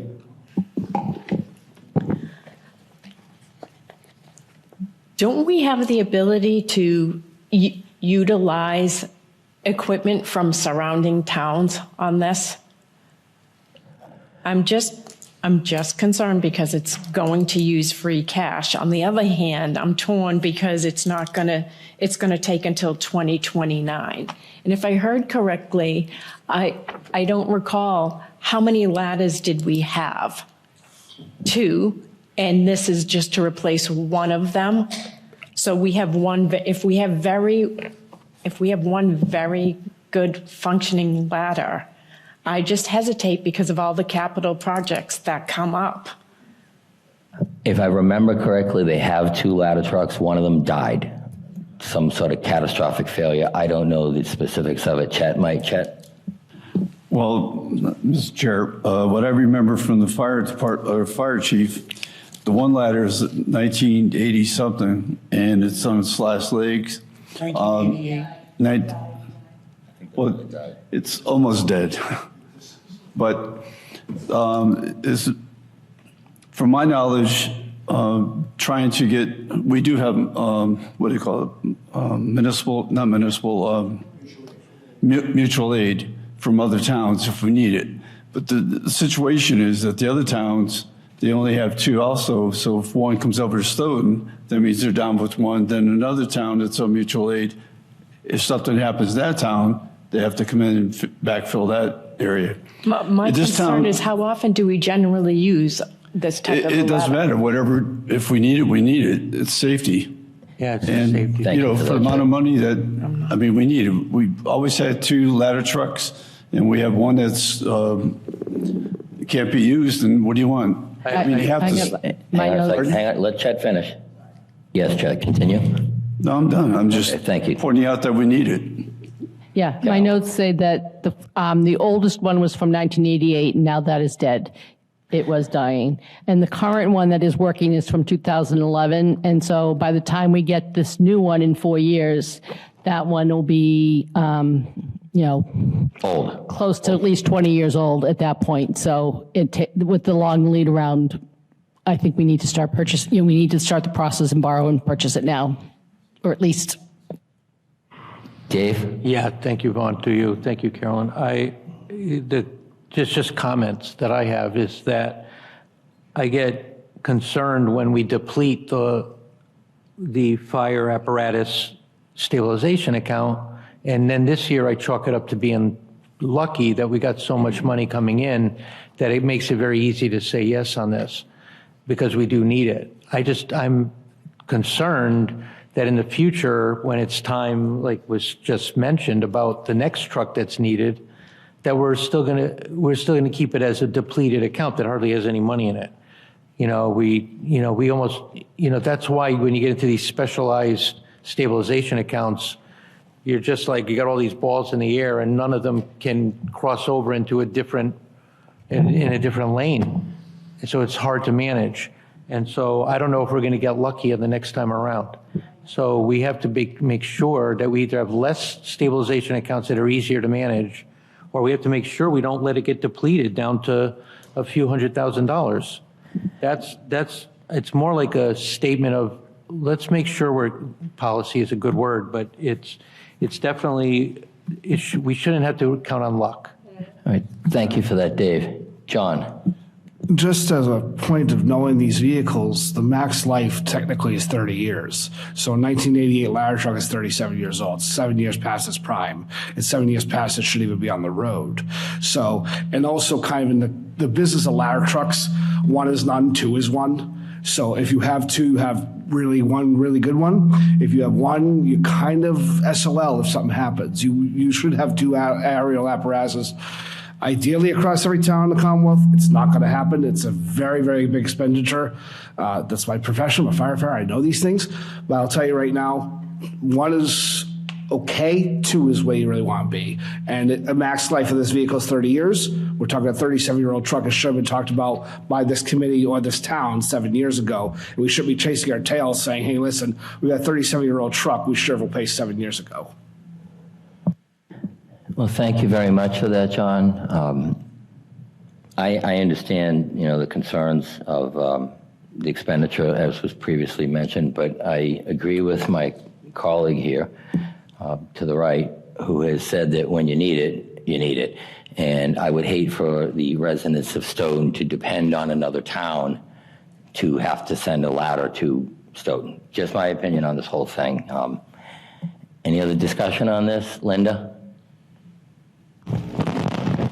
So going forward, would this be something that would come out of the fire stabilization fund, like that apparatus? Theoretically, that's what they admit. Okay, so as we move forward, right, hopefully we're not in that position and we'll have the money in the stabilization fund for fire. Okay. To have policies that guide how money's coming in. Okay. Yeah, if you're going to be chatting. So we're just, we're just talking about like the policy to put it into that fire stabilization, but the future would be to put it into that fund and then we'd take the money from there. Okay. Thank you. Heidi? We can't depend on mutual aid when there's a fire and you need a ladder. Like, this is really like a very big no-brainer to me, and we're spending a lot of time on it. All right, thank you for that. Any other discussion from the committee? We don't have any other discussion from the committee, but I'm going to allow a comment from the public because someone's here. Cynthia Walsh, please identify yourself for the record. Cynthia Walsh, 1096 Park Street. We have to keep in mind that 25% of our population live in multifamily dwellings, many of them children and seniors.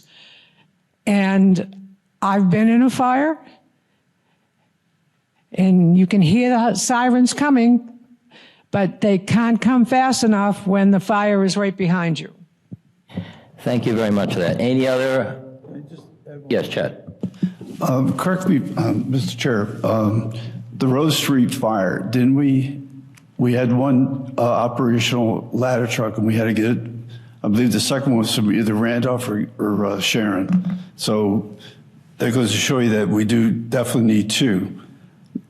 So that's because I remember that we had that situation where we only had one truck and we needed two, or three actually. Mr. Chairman, just the reasoning behind the original request is we have more and more four-story buildings every year. We have one right now in the center of town. And to rely on mutual aid, given that we have a growing number of those types of buildings, would be irresponsible. And, you know, we really need to look at it from the perspective of the person that's on the fourth floor with a fire behind them. And if we're asking for mutual aid, that could be an extra 2, 3, 4, 7, 10 minutes. That was the reasoning in our deliberations. And thank you for that. Any other discussion from the committee on Article 28? Hearing none. All in favor? Aye. All opposed? Any abstentions on this?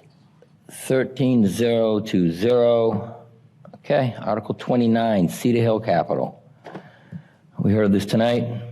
I recommend approval of Article, I would like to move that we recommend approval of Article 29 to town meeting as submitted. Okay, Carolyn, Elliott is the second on this. Any discussion? Article 29, Cedar Hill Capital. There are four items: bunker rig, fairway mower, multi-purpose vehicle, unforeseen building maintenance. Total $183,000. That's going to be paid through their retained earnings. Any discussion on this? Hearing none. All in favor? Aye. Aye. All opposed? 0, 13-0. Any abstentions on this? Okay, that one is completed.